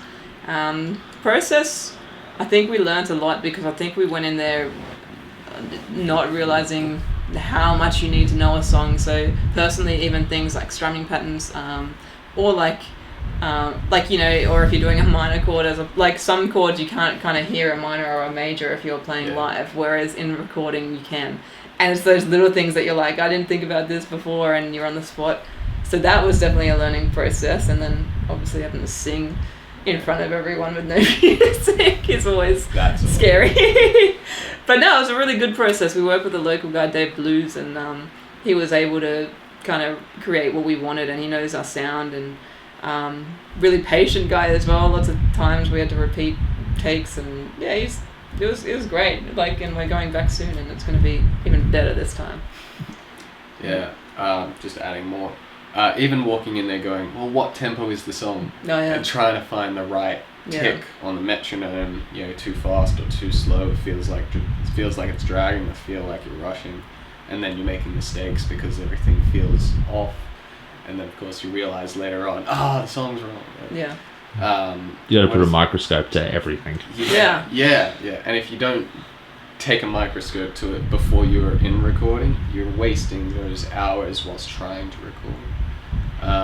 And what you mentioned about the strumming patterns, even on the second round of recording we did for the EP, there was still one particular song that I didn't realize how hard the bass line was that I'd written.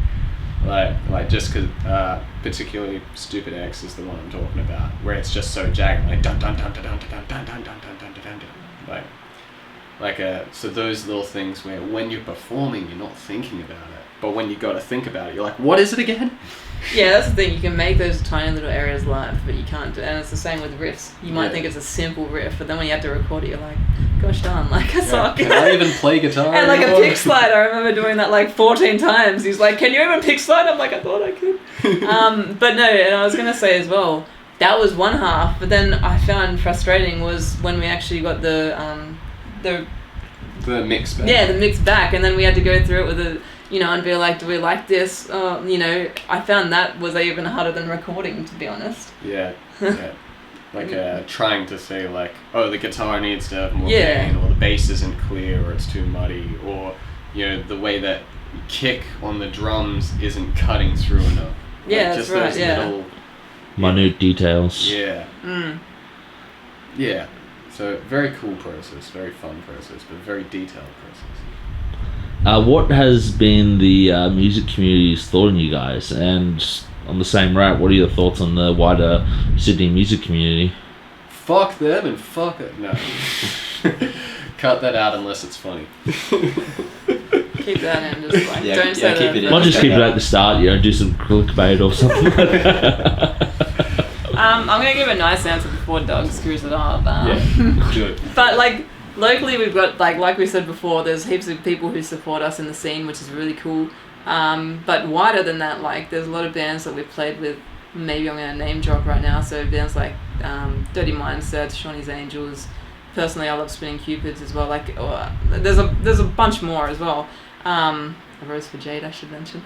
That we've played with that, but they're just as supportive. That, like, we're all at the same spot and we're all trying to do the same thing, but like it's not competitive, which is really good. And I just love that the scene is just, you can make these, get to know these people, and it's supportive. Like, that's all I've learned. Like, I thought it would be a lot more dog eat dog, but I think we've been really lucky with the guys that we've been playing with. Indeed. What is it? As far as like music community, it's kind of hard to know what they think about us sometimes, because after all, that's their mind. Like we know these bands, these people that Jackie mentioned. We know they're nice, but obviously the music community is huge, And I don't think we've reached that many people to really know whether they think about us in whatever light, really. Well, I will say that we do have people, like promoters, who do think of us for gigs, which I think is really good. I think there's at least 3. So to me, that means that at least we're a bit known to these guys. Like, because they're city guys, we're obviously Western Sydney. So having our name out there to these bookers, I don't know, booking agents, whatever they want to be called, I think that's really it sets us up for a little bit of success, hopefully. Hopefully. How do you think the music scene could be improved? Do you want to answer that? I If it could, I think definitely venue fees, This sound one's hire gonna take fees. some thinking. This is like gigs in the city. Like we have to pay to play, and it's hard. Like we like even the other day we were tossing up: do we play this gig or do we put that money toward recording? And it just sucks that you've got to fork out at least $300 if you do want to play a nice gig in the city, and then you got to decide: are you going to charge people to come see you, or are you just going to take that yourself? Are you even going to get enough people in to see you? Because we're still getting those. We're still trying to win over fans. We don't have a solid fan base that's going to follow us to the city. So that's the hardest thing. And I don't. Obviously a sound guy needs to get paid. So it's really hard balancing act here. But that is a massive struggle for us. Like in the like the level that we're at with our fan base and the stage we're at, it's a massive struggle. Yeah. It's sort of an awkward conundrum of like, hey, you want to get paid? Oh, but you should be doing it for the heart of it. Oh, okay, well, we'll show up and not make any money. Oh, as well, a you should get a cameraman, I real relate job. to that very much. You should get a real job, seeing as you're not making any money. But you said to do it for the heart of it. As you said, the whole pay-to-play with the venues thing. Like, it's us going, well, how many people does your venue pull in? Oh, well, I don't know. How many people are you going to bring into our venue? Like, it's that constant struggle argument where you're both trying to make off each other rather than help each other. It's one thing you'll notice about certain venues, like no names come to mind, of course. I'm not gonna drop those, but And even if you did, I wouldn't have included it because I don't want you guys to get blacklisted.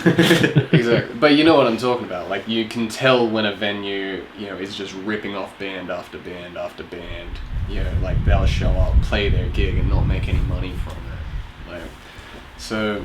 But that's the thing. It's just this awkward conundrum. To say, I think we were spoiled though. Like our first gigs, we actually got paid decent amount. They were local gigs. We got paid. Like we had a really good lady in our corner. I was Leanne. Like she really worked with. Like she does love the local scene, and she made really sure that we got paid. And so then, it's a punch in the face when you do try and expand to the city, and just like you don't have that. So yeah, that's right. Yeah, She's pretty cool from my interactions with her. yeah. So Yeah. Well, she genuinely cares. Like, yeah. So it's funny that the local scene here in Western Sydney is actually paying where you think they wouldn't. You know what I mean? Like, you would think you'd get paid in the city, not here, but it's the complete opposite. So that's, I don't know. I don't know what the solution is to the question. How to I've fix already it. forgotten the question at this point. Oh, you've given a good answer, so. Hopefully. This question was for someone in specific who I know has annoyed a lot of people, but I'll ask it anyway because it's a fun question. Who have you managed to annoy in your time as a band? That one's for me, isn't it? No, it's for Sean from the Home Guns. Oh, okay, fair enough. I don't know, but I'll tell you who annoyed me the other day. Some dude had to borrow my guitar. He bled on it. Ew. Never lend your guitar. Fair. Actually, at the gin the other night, lent my bass to a guy, and he detuned it down to drop C from standard, which is just poor form. And then he didn't retune it back up. That's why I know he tuned it to drop C. Like, it's not bad, but it's annoying, you know? Do you know who you annoyed? Oh, I don't know. No one? You're perfect? Yep. I could never do wrong. As far as who has the band annoyed compared to individually, I feel like individually I'm the most annoying of us. I agree. But that'll be like strangers on Facebook over the internet because I have a differing opinion to theirs. As far as the actual band annoying people goes, what is it? I mean, I'm sure there's a couple of people we've annoyed, but we're probably not allowed to talk about them. Yeah. One executive from Sony Music. Have there been any setbacks or hardships in your time playing music in Solar System Mabel? I mean, it's like, during the transition stage, like when the drummer left, you know, We made the best of a bad situation. actually we were really lucky. We did have a fill-in drummer who was able to help with some gigs, which was really good while we found Jono. And I think we're actually really lucky the way we found Jono, because that was just at a jam night. So Yeah. there you go. Those Yeah. things actually work. But like, I don't think we've had any setbacks per se. It could have been a setback, Yeah. which is why I say we made the best of a bad situation.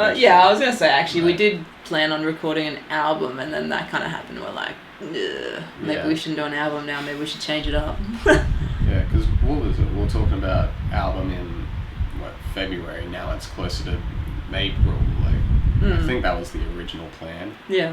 Yeah, so that's a setback, but only by a couple of months. So go Yeah. us. Yeah. What have been some of the more interesting or weird or crazy gigs you guys have played? If any, like if you don't, that's. I mean, I think. Oh, actually, the latest one that was a bit Yeah, the wild. The latest one was it was definitely the most party vibe, the latest one. What is it? The glow stick crew. Yeah, the conga line during Super Emo. Yeah, we had a conga line, we had a proposal.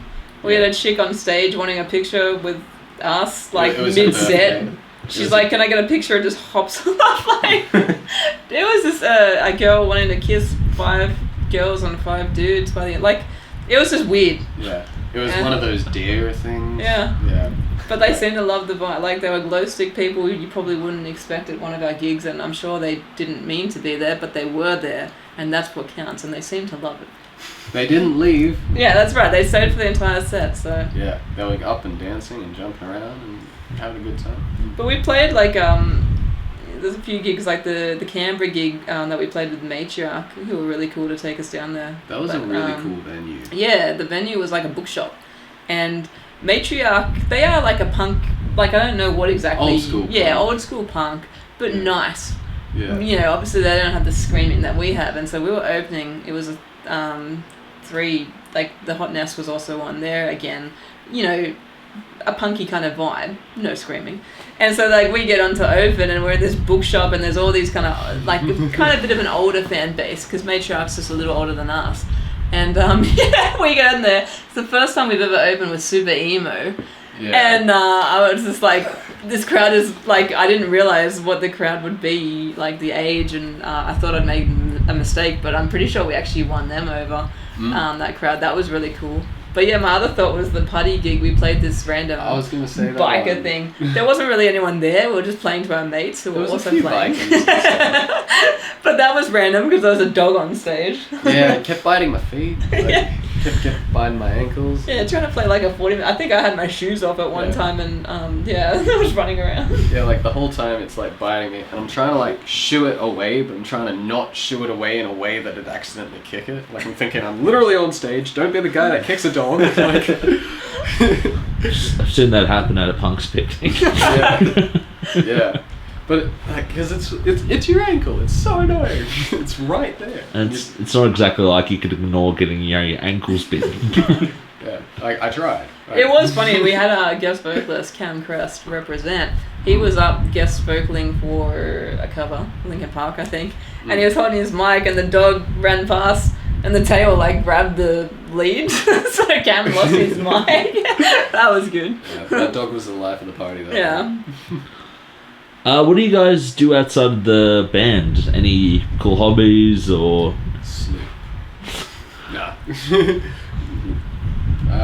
I like running and kayaking and riding the bike. I rock climb. Let's see. I mean, what I work. I jam with other bands. What is it? I'll record stuff just by myself on my computer at home. I collect Yu-Gi-Oh cards. Yeah, Nerd occasionally. alert. You're a nerd too. Yeah. I don't know. What else do I do? I like going to gigs as well. Seeing the upcoming Aussie bands, I do like that. I'd love to go more, but like I don't know, being so far out west, I don't. Yeah, it's a little hard to plan and manage. I always thought it was annoying being around the St. Mary's area, but you're like near Richmond and stuff, and that's a Even lot. more annoying. Yeah. Yeah. So what? Jeez, my spelling is terrible. What is the what is the future of the band? Do you think, in your opinion? Well, first we get ourselves into a political party. We amass the numbers and votes, and we become the Prime Minister of Australia. And then from there, we declare tyranny. Yeah, that's a good plan. I didn't know I like this. I'm that gonna one. leave the band now. You need a new singer. I'm gonna start my own band, Blackjack and Hookers. I mean, in the near future, we've got recording coming up in April, which is gonna be fun. Yeah. I don't know. We're trying to like kind of. We're trying to decide between single, EP, album, because we've got all the songs, but we don't know which We ones don't have we the want to monies. record. We don't have the monies. So, yeah, give me money. No, the future Or is clearly else. we're gonna be a big band. We're gonna be the best band in Australia and tour everywhere. Yeah. No, I I like think, what she said. yeah, We're gonna be my- bigger than Blink-182. Exactly. No, we're We'll be gonna, bigger than Jesus. my personal goal for the band, I would love if we were able to play a show interstate, or just support a cool Aussie band. That would be amazing for me. I'd love like, to support Friends Will Roam. Yeah, it'd be cool. Yeah. Friends Will Roam. Yeah, Cool. so not standards too high, but just signs to Being attain to. realistic. Yeah. Yeah. Even playing something like the Factory Theatre, like that would be cool. Mm. Just these little steps, I think. Yeah. So anybody who's listening, help us! Help us! It's funny. I've asked a similar question for a previous doco. Like, what do you guys want to do in the future? And this band was like, oh, we want to go to Lollapalooza. Whoa! I was gonna say, Jono, you didn't say anything. What's your aim? Yeah. I don't know. Maybe? Just make good drums. Good drum. He's like, I don't care. Get that on a t-shirt. Make good drums. Any advice you would give to the people who are unfortunate enough to watch this? Listen to our music instead. It's better than us. We're not funny. Except for me, of course. Yeah. We're not good looking or funny, so When you listen say to us instead. advice, what do you mean advice? I don't know. Start your own band. Stop watching ours. We're not role models. I am. Okay, maybe you are. Any last words for the audience? Listen to our music. What she said. So I says to Mabel is cool.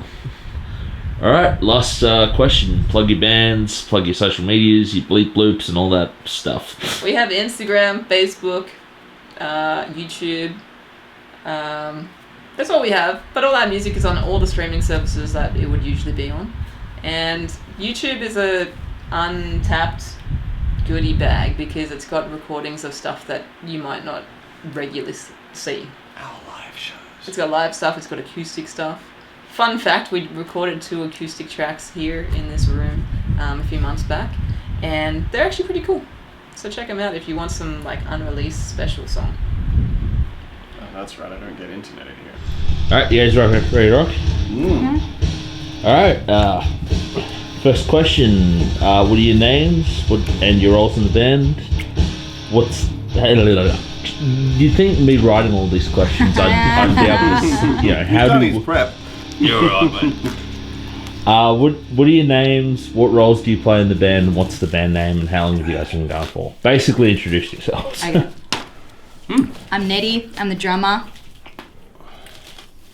Is that all I need? I forget. Yeah. I forgot the questions. My name's Ashton. grab other I roles. play bass guitar and I scream I forgot. Yeah, I also scream a bit and sing a and little. sing a bit. Yeah. And I'm James. I play guitar, a little bit of didge, and yell a lot. And what's your band name? We're done for one. Number one. Yeah. We've been a band since COVID. What would we say, 2021? Mid-COVID, was it? like in Yeah, between yeah. lockdowns, I guess. 2021. Was when we Yeah. started practicing, and then it was about June, not last year, year before was our first show. Yeah. Pretty sure. Sound about right? Yep. Because a year before that was when we had our first rehearsal, and I was 7.5 months pregnant. Yeah. That That's was it. fun. In one word, describe your band. Cathartic. Yeah. Cathartic. It's good. That's a very good word. Can't steal my word. You guys are thinking your own. No. I want that word too. Cathartic for me, and I think the music's cathartic for the listener too. Yeah. Yeah. What is the origins of your band name, None for One? It's like, do you want me to go? Yeah. It's like anti-capitalism, so it's like about community. We're not for one person. We're not for one top person. It's like leans more into community than individuality of sort of how things go these That days. sums it up. I see it as well, like, so there's that saying, all for one, one for all. And we're very like, I don't feel like our government has our back or anyone's back, and they just treat us like shit. So it's very much like, it's not all for one, it's fucking none for one. Like, no one's got our back kind of thing. So it's like that. Yeah. I just like cricket. No, it's not a cricket term. No. We didn't know it was a cricket term before we named the band. So it's not about that. God damn Is it? it? It is. Yeah. It's a cricket term. That has got None for One. Oh, None for One. Yeah, of course. What were some of your previous bands or projects before None for One, if any? I was in the Black Tides in Melbourne, which was a two-piece heavy rock band, and a couple more other bands before that, punk bands. But yeah, Black Tide's probably the most successful.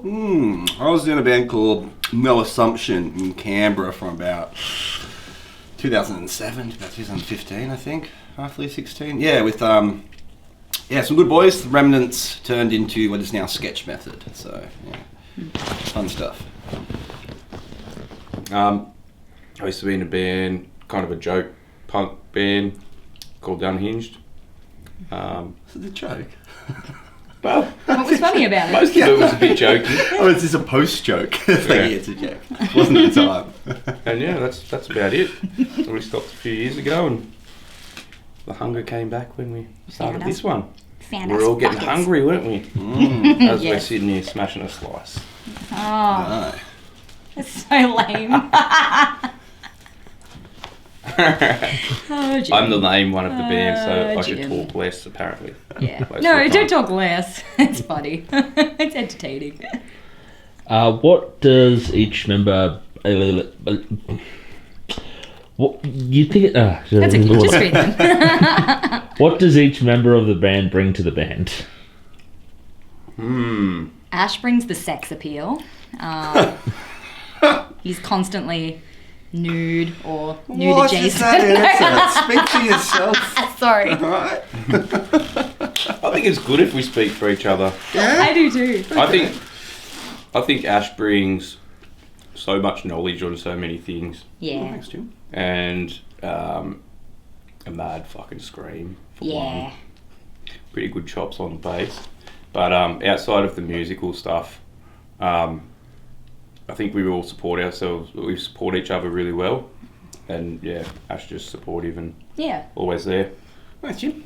Team player. I agree. Yep. I'm sticking with my he brings sex appeal Yeah, comment because that's right. I That'll feel like do. he Well, I'll do brings Jimmy that. then. Jimmy's got great concepts. He's a good songwriter. He's got a very level head and keeps us in line because me and Nat don't have very level heads at No. all. We get distracted quite easily. That's it. That's it. At But without the rehearsal. same time, he's never authoritarian. I don't think he's ever Yeah. bossed us round once or anything like that. It's Never. he hits a good tone. with Task us. orientated. Task Yeah. oriented. That's it. Gives And us if the we don't old- want to do that task, he's cool with it. That's it. It's so true. Yeah, I that's it. agree. And I think he brings. See, I see these guys as like my brothers. So, Jim, yeah, I feel that like protection as well, especially like at live gigs and stuff. Actually, I feel this from both of them. I don't even know if I've ever told them, but yeah, I just feel That's the like perfect time. at live shows and everything I'd like kill a that. bitch for you. Yeah, exactly. He'll cut a bitch. You got a bitch. Yeah, I just feel like they've always got their eye out for me, just making sure that I'm all good. Even when I'm jumping around like I'm acting a fool in the mosh pit and stuff, they're always kind of near me, so that makes me feel a lot safer than if I was there by myself. So that's good. But yeah, Jim, I think he brings a lot of energy to our live show, live set, and he's fucking songwriting is ridiculous. Like, phenomenal guitarist. Yeah, it's awesome. Thank you. No worries. Should we both do Nettie? Nettie's like the annoying little sister. That's very true. But You're like, and that's it. But in terms of more strength, sort of looking at it from a strength lens, Yeah. just again supportive. Like we all, you know, have this. We have like these individual connections, but then connections as a group as well. I feel That's it. where we can all like have each other's back. I know think- Nettie's got our back. I think Nettie's very persistent and very determined in the things Yeah. she does, you know? And she gives her all every fucking time, you know? Yeah. And she's a phenomenal drummer. When we first formed the That's it. band, she was pregnant. If anything, heavily sex appeal, pregnant. you know? Like, No. sorry, with the, you know, the majority male audience. I don't think I am, I'm sorry to say, as much as I'd like to You'd be be. surprised. You would be surprised. There's someone for everyone.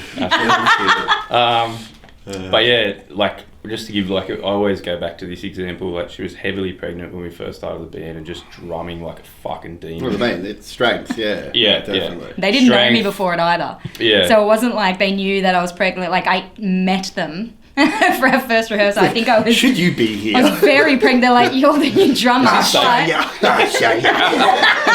they Is didn't this even safe? question it. Yeah. It's like- We questioned They it didn't even- internally, but They didn't make me... I was very nervous rocking up for the first rehearsal, being so fucking pregnant. And like, but they didn't even like question anything, and they were so accepting being into a band. And I've been in a band before where I was super pregnant and they kicked me out of the band because they didn't want that as their image. So that broke my fucking heart because I put everything. That's what I say. I never half-assed anything. I put my whole ass into everything. So that ripped me to shreds. That's so Nettie, yeah. Puts rocking, the whole ass I in put my everything. whole ass. I've always got my ass on things, and so that's why rocking up to rehearsals, being super pregnant, and then being so like excited and like, this is fucking awesome, and like they were just so like caring and stuff. Straight away, I'm like, yeah, this is the place for me. Good energy. Yay. On a similar note, that kind of leads into my next question. How did the band start, and how were the early days of the band? So we touched on Nettie being pregnant. We used to have a second guitarist who's, you know, if you know us, you probably know who he is, you know, but... Yeah. Yeah, I think we work well as a three-piece now, and I think it went the right way. We started off jamming in a little tiny jam room off in Warilla, owned by Borgie. Yeah, that was Borgie, fun. old good Borgie. That's right. And then we moved over to Top End, and we practiced for about a solid year. Writing Before our songs. first it was clunky show. as fuck. Yeah, it was because clunky as fuck. we were doing it in between lockdowns. Yeah, Yeah. that's it. So we'd stop and there was a lot of stop and start. So it was clunky at the start.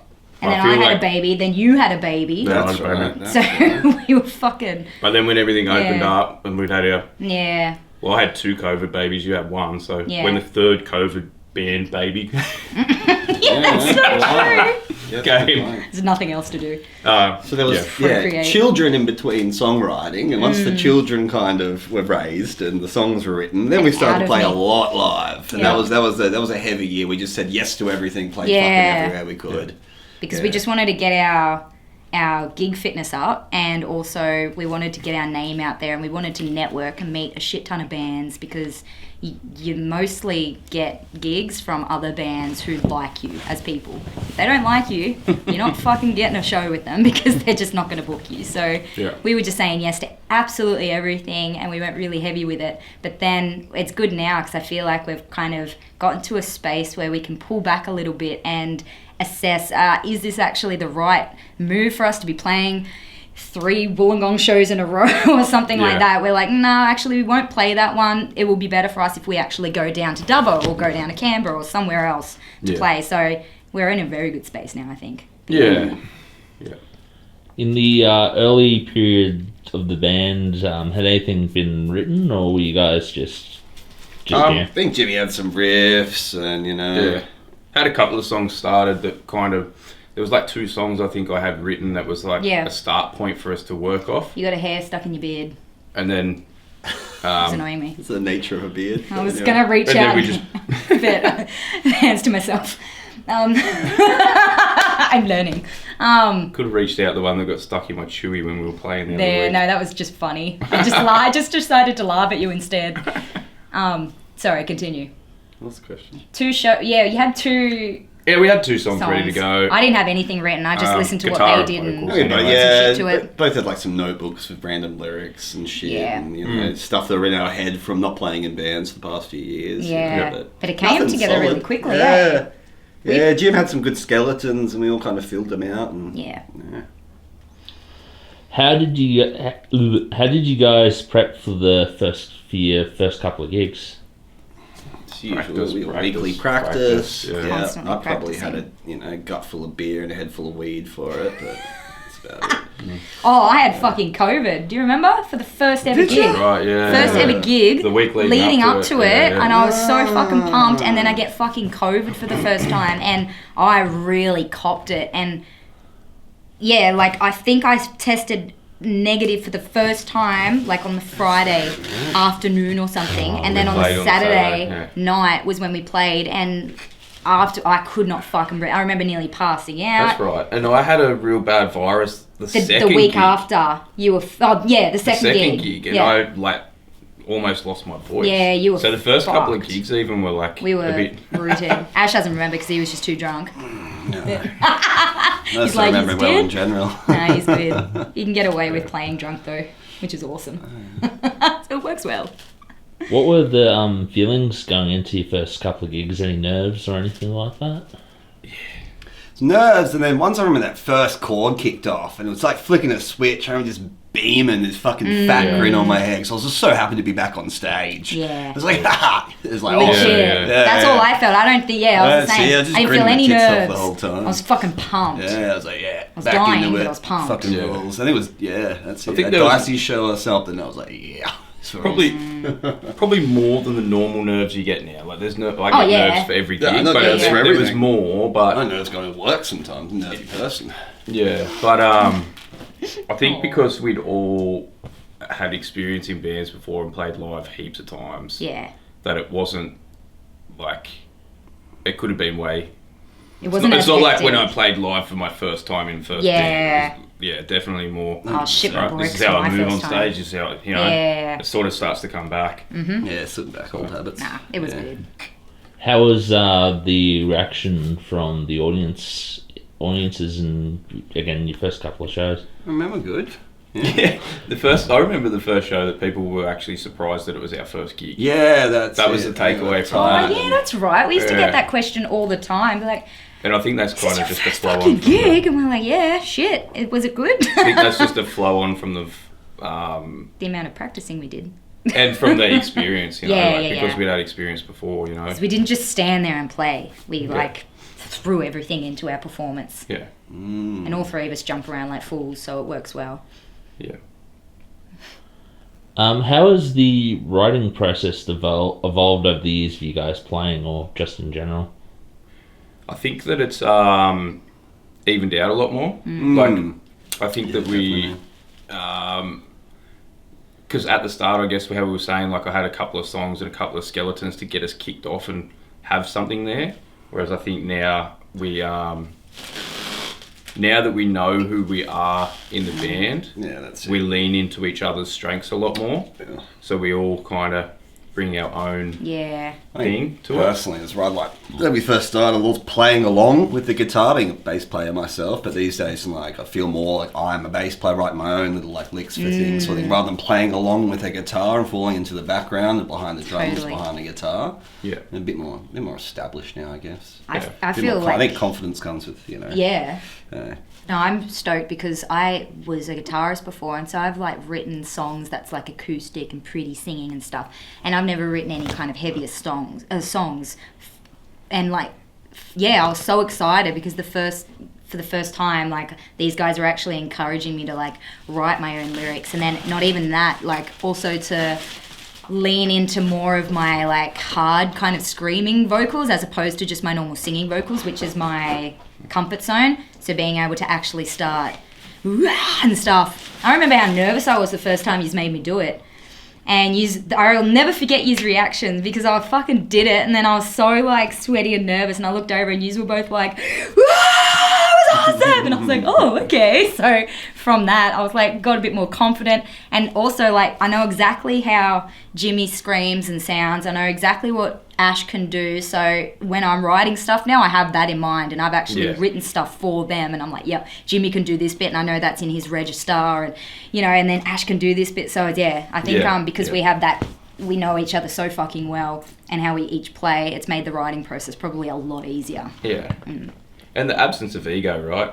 There's no one that's like, I need to have it my way. So we very much like, oh my God, any idea is a good idea. Could you imagine if one of us said that? That's allowed us all wrong. to It would be grow. so We're not the very right awkward. and wrong band. It'd be like, It's really? like, and oh yeah. yeah, I don't know that. Oh yeah. Alright, we'll just try both ways. Let's try it. That's the closest we get to right and wrong. Exactly, that's so true.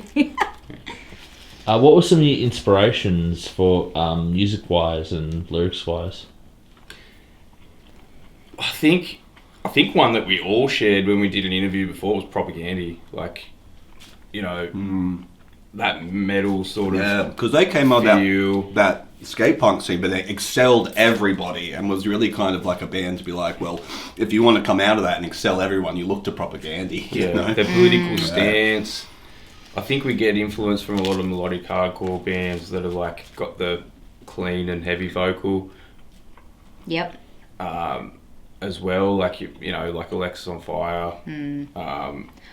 Yeah, I get very influenced by fucking like Iron Maiden and those vocals and the triplet drum fills and everything, like throughout the whole way through the song, and like heaviness and showmanship and that. And we went through like a little power violence stage, Yeah, right? yeah. We were listening to heaps of it as a band, so we wrote a power violence song. yeah. Do you know what I mean? It's like there's no boundaries, so Yeah. we take influence from a lot of different areas, from like And just sprinkle little shit in our songs. That's right. We all Like- grew And then up put filthy pieces- punks, so that's the basis. It's just punk at the end. Yeah, and literally. then put pieces of our personality into it too, right? That's Yes. right. That's right. We always write shit that means a lot to us, because we don't really have any songs about let's party and drink beer and fuck women. I wouldn't and say all we're a that. party band. No, not at No, all. not really a all of party the band. shit that we've written. Sure, we party, is- but Yeah. we're not your party band. No. Yeah. But yeah, it means a lot to us, and I think that also goes with us being a bit older as well. We're not a 20-year-old band fucking throwing up on stage. Yeah, that's it. Don't need to write songs about booze and drugs No. anymore. It's a bit. It's done. They've all been written. Yeah. It's all We there. don't You care wanna about that listen to stuff something Good else. passe. Yeah, Yeah, yeah. that's We don't care about that stuff anymore. 100%, man. So yeah, I think that it makes for a better song. We care about it. So this question's going to sound silly because we're in a recording studio, but have you guys recorded any material? In the last today. hour, do you mean? 20 minutes ago. And if so, We should probably get back to it. Legit. Yeah, maybe we pause halfway and finish. Yeah. Are we able to do Is that? cool? Yeah, Are we able to sure, pause? sure. 'Cause we'll have to get back in and record, I feel. Yeah. Born Lucky? Hydra. Sweet. Yeah. Alright. But yeah, I guess in terms of stuff that's already recorded, we did a couple of singles right here last year, Rinse and Repeat and What Voice, Yep. and they're available on all the streaming platforms. And Did you just the shit EP your that pants? we're doing today. Oh my god, I thought he shat himself. Like, yeah, that's fucking cool, alright. is the Super Fight comfy. Colored Burp. That'd be a first for me filming interviews. I don't know why, but like when we did that radio thing and everything, like it always comes back to gross shit. Yeah. No, We're but so that's, serious on stage and then like I know. not. No, but that's our conversation. That's We're how we just are though. gross, yeah. We're just gross. Yeah. We're just fucking yuck. But yeah, so the EP will be coming out hopefully later on this year. As soon as possible. So you guys want to keep going, or do you want to go back We'll to go do a little We'll go bit do a more, bit and maybe more. when we need to take a break, we'll do some more. Alright, cool. Sounds good. Alright, you guys ready to rock and roll? Curious as to who the people that you've interviewed that are straightening themselves up and that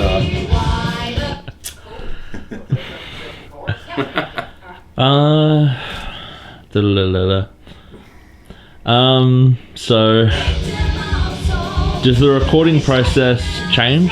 Has it changed from the last time you recorded the 2 singles to recording this EP?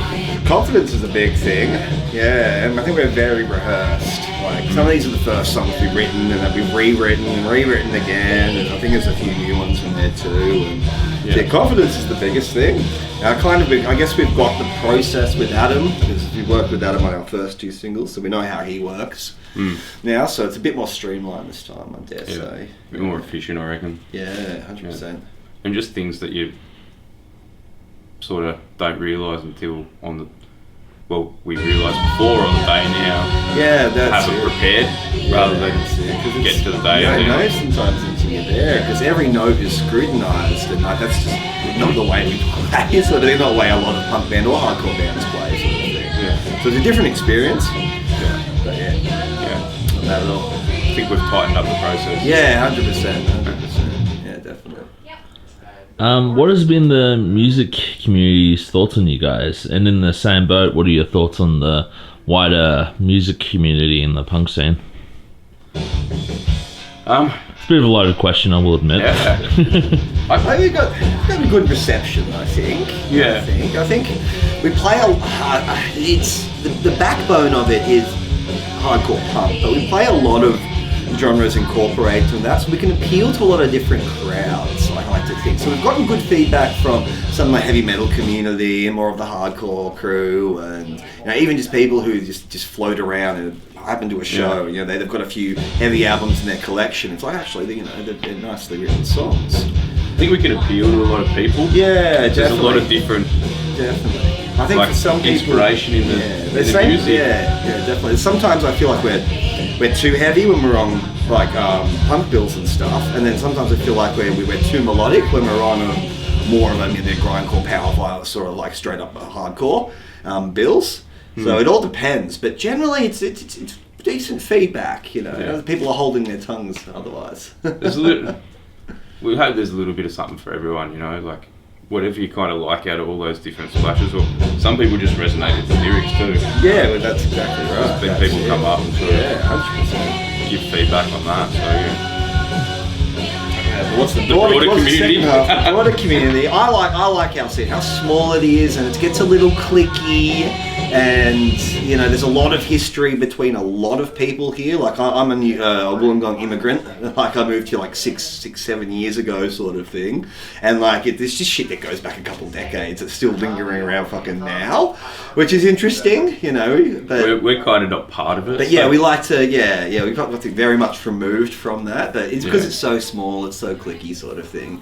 But I think that I think the cool thing is now that we're toured a little bit in that. Yeah, that's it. We're finding little pockets in Sydney and here elsewhere and whatnot, and regional shows that we could call our scene as well as Wollongong, because it's so small and tiny venues. You really have to kind of join something bigger, I guess. So we're trying to latch on to greater Sydney scene and whatnot, and we've got a few other bands that helping us out with that. Going to Canberra. Yeah, that's right. That's good right. down there. So there's little.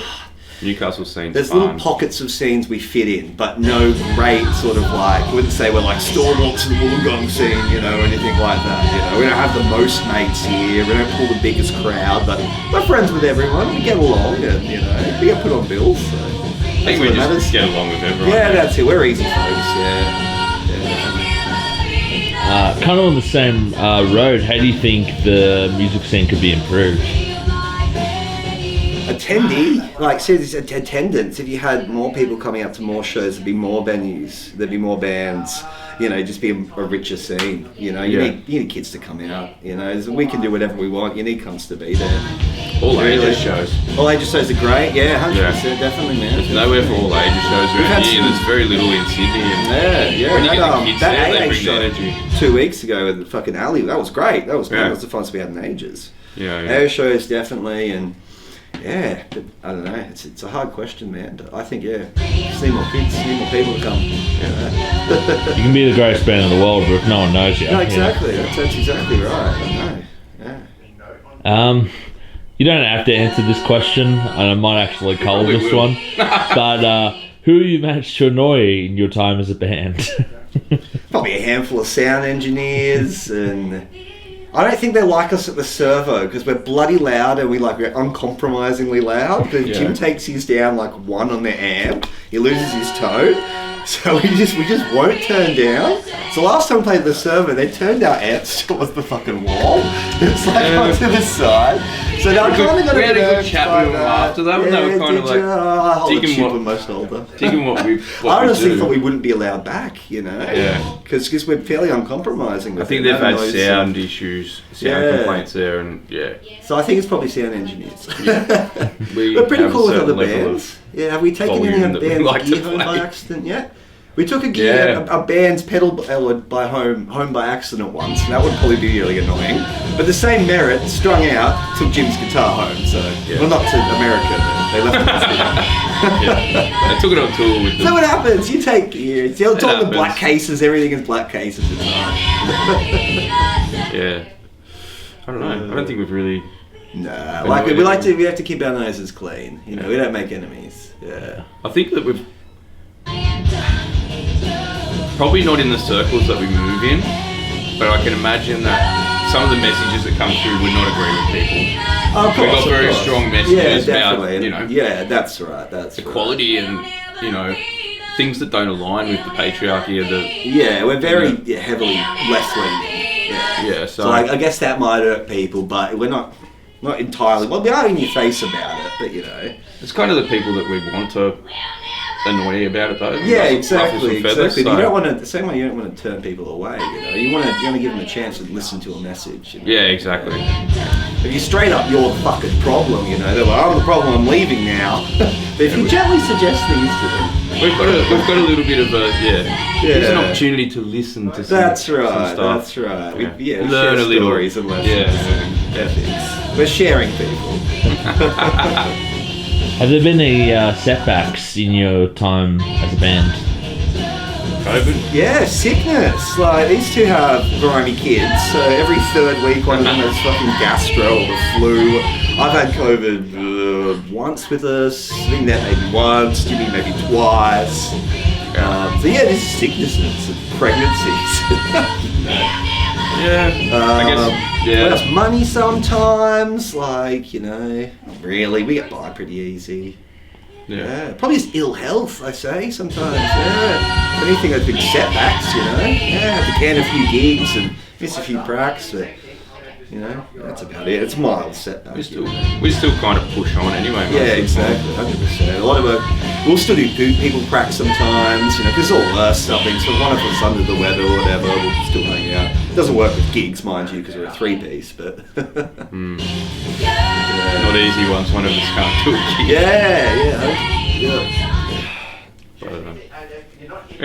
Yeah. Sorry. It's distracting. Yeah, it is a little bit. She's smashing it. She's belting it. Yeah, I know, right? I don't know 3 harmonies on that. She's nailing all of them too. Yeah. What have been some of the more interesting or weird gigs that you guys have played? The more interesting or weird gigs that you guys have played? Oh, we played a backyard show in fucking Albury. Yeah. It got downgraded from a venue, and we were passing through there anyway to Melbourne, so they tried to just keep the gig It was like alive. a storage shed that they moved some of the shit out the side so we could play there. It was sick. It was fun. It was fun. But it pissed down rain. It was muddy. It was like Yeah. And only the band had cover. None of the spectators had cover. Yeah. So it was a They're all good standing in the muddy rain. pits and some young Muddy kids pit. did, Yeah. It was good. I didn't like. There was one in Sydney. I can't even remember the bar now. But we were shoved in this tiny nook, probably as big as that kitchenette, and it was like the whole thing had like red lighting. It looked like a fucking opium den. I couldn't fucking see anything because it was like it was wild. I didn't like that at all. Was it Marrickville? I was in Marrickville, but I can't remember. Get back to you with the name. Yeah, That was that a was weird show. uncomfortable. It was Yeah. tiny and it was red globes everywhere, like it was a brothel. I'm pretty sure that's not the mosh pit. No, the mosh pit's great. It's a shame you can't mosh pit there because it's fucking small. And there's tables everywhere. And there's tables. They They sit down said they moved the table. tables at big gigs though, but I'm not sure what gigs you'd have in that fucking corridor. Sorry, mosh pit. Don't worry, I'll cut that part. Sorry, Servo. Sorry, Mosh Pit. Anyone else you need to apologise? Nah, Servo's cool. Yeah. Yeah, what was the other weird one? I feel like there was another one. Yeah, that little bar that we played with in our fucking accept every gig era. Yeah, definitely. We played like rehearsal places and stuff. They were fun. Yeah. Weirdest, nah. I think my last band played weirder shows than this band. Yeah. Any crazy stories or that have happened again while Camping was pretty full on. Yeah. We did a super DIY. This Melbourne 3-show weekend, and Jimmy just got a nice little tent for his car. He should have got a fucking awning or a tarp for it or something. It was the whole weekend, all 4 days we were on the road, just pissed down rain. And it was just First night was the worst. We ended up sleeping in the fucking laundry. Yeah, it's a laundry block at the fucking showground, at Albury Showground. Yeah. And there was that much water in the tent. The tent flooded way too much. He just picked up sleeping bags and trudged away, just kind of in the corner of the fucking laundry room. Yeah. But we're a pretty new band, so I'm sure, ask us in the year, there'll be some good stories. Yeah. what do you guys do outside of the band? Like hobbies and stuff, or? I like art. I like to draw a bit. Just any sort of art at all. Everything, I guess, except dancing. I'm not much of a dancer. I'm a hospital worker. It takes a lot of my time. So naturally, I like to work with people. I like people. I like helping people. Got a long-term partner I like to hang out with, watch a lot of movies, and smoke a lot of weed, and hang out with my cat. And I like to lay low. I'm pretty simple. Yeah, I just like to keep quiet. Yeah, definitely. I think all my riot years are behind me. Yeah, I like a simple existence. I like to read. I'm a big reader. Yeah. That probably sums it up. Yeah, nothing too crazy, man. Yeah, I work with people as well. Working with people coming out of jail. Getting back out into the community and reintegrating. Surfing. Me and Maddie share that. Yeah, just hanging out with the family and getting away for little camping weekends and stuff like that. But yeah, pretty simple, quiet person too. So we just kind of get loud when it's time to play some music. Yeah, of course. That's I think that brings That's my loudness. That's my party times now. Stuff with the band. It takes that much time. Of course. But Jimmy's the same. I think all these riot years behind him. Same with Natty. We've had our big party drug taking fucking years, and fucking this person and that person, and But it's all mellowing out now. We still get our kicks. Of course. Yeah. It's just not for a million disco biscuits these days. Yeah. What do you think the future of the band is? Gosh, man. Oh, the EP's the next. I think the EP's going to lay out what might be the future for it, I guess, Yeah, it all depends how much interest we get from it. Yeah, but I don't know, if we stay at this level for a bit, probably keep trucking with it, keep playing gigs and whatever, but I think the goal is to step up a bit more. I'd like to be one of those, like a name like Clowns or something like that. Nothing that's, fucking universally known, but if you know heavy music in Australia, you might know that name, That'd be not a household name, I'd say. I think you know what I'm saying. But that would be nice, Yeah, we don't really have a limit or a cap on it. Yeah, that's it. Short-term goals, finish the EP. Of course. A little bit more touring. Yeah, we at always the end of the year. about 6 months ahead. We kind of think, sort of thing at a time. Yeah. So we've got shows booked up until June now, and then once that hits and all this EP stuff is over, we'll probably think about what to do next, where we are at the time, and I don't really think we have a make it or break it attitude, but we definitely don't want to be, that fucking band that's been hanging around Wollongong for 20 years playing the same set every second weekend. Yeah, we're definitely moving forward. Yeah. How fast that is or not is, that's what it. the universe will do. Exactly, man. There's only so much you can do. That's it. In between working full time and families and stuff, and we do work hard at it. We practice hard. Yeah, We, definitely, man. dot all the I's and cross all the T's. Yeah, like you said. I think people refer to us as a hard-working band. Yeah, that's it. Any advice you would give to people unfortunate enough to watch this? That's a self-dick. That's not dick. I reckon it's probably better. Don't than do the- drugs, kids. It's probably yeah, that's it. There's been a lot of references. You'll end up in a hardcore band in your 30s. Nah, fucking. I reckon it's better than the Drinking with Matt interview. You're a bit less rambly, a bit to the point. Nah, if you are Someone might listening take to that personally. if you are listening to interview, check out our socials. Come to a fucking show. Like number one, come to a fucking Yeah. show because that's where all that happens. You know, that's where you can hear us. You're in the scene. You know, you're supporting the You band. listen to that I know, vocal? she's making stuff Fucking up. nailing it. She's I making didn't- it up, but yeah, I yeah, didn't it's know that fucking existed in the song. It's the first time I heard that vocal. Yeah, that's pretty much it. Yeah. Any last words for the audience? good. Thanks for watching. Yeah, Hope to thanks. see you Yeah, show. totally. If you've listened to our music, if you've come to show, thank you. If you haven't, please, man, we got a lot to give. We got a lot to offer. We want to entertain you. Yep. Yeah, that's it. We want to challenge your mind and capture your heart. All right, last question. Plug your social medias, your Spotify's, your Bandcamps, your Bleep Bloops, and all that jazz. Yeah, that's it. So We've got all of them. yeah, the Spotties, Basically. Spotify's fucking just look us up. Should be able to find it. No, none for one. The Instagrams is none.1. None. Fucking Four. yeah, whatever. You get the point. There's dots in between the name. We're on the Facebook. We're on your weird Chinese streaming services. Yeah, Bandcamp. Fucking yeah, Yeah. the lot, man, the lot. Yeah. Yeah, totally. So get in contact with us. You know, whatever. Check out our shit. Yeah, that's it, man. Give us some money on Bandcamp. That's always fun. Get in touch if you want to buy some merch. We've always got merch too. Come look flash. Yeah, that's about it. All right, thank you very much. First question. What are your names and what role do you have in the band?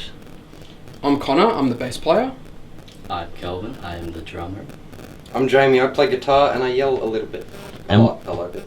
And what is the band name? We are called Anteaters. In one word, describe your band. Anybody have like a one that comes to mind? Epic. Nah, man. That's terrible. Rad. Rad. Yeah, Rad. That's a good one. So what are the origins of the band name? Oh goodness. Well, the Anteaters thing. We played a song today called "Day of the Anteater." I think that's the first time I wrote down the Anteater. That's an old song. I wrote that on like a. I think I was. Goodness, let me pick a year. 1994. 1994, when I was negative 10 years of age.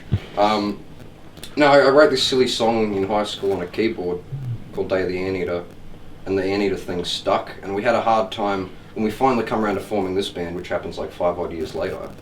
I really like the Anteater thing. We all kind of are mutually keen on the Anteater thing, and we're struggling to settle on. You know, Googleability is a big problem in 2024, and calling a name Anteaters, it's kind of like suicide a little bit. But it's too funny. I don't know, we like it. That's how we land on Anteaters. We just didn't like any of the suffixes, like any of the names that add on. Incorporated. Yeah, we were going to be like an Anteater removal company, Anteater LLC, Anteaters LLC. There was all kinds of solutions to the problem that floated around, and we didn't solve the problem. What were some of your previous bands or projects before this current band, if any? Okay.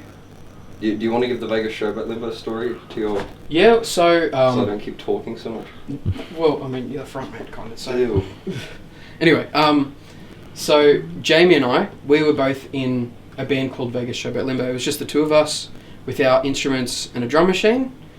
We released an album, you know, but we were really looking for a drummer that whole time. We were very proud of our project, but we wanted to do something bigger, you know? And then that's it. The origin, Vegas Showboat Limbo, that weird project we did one album with, recorded in this garage.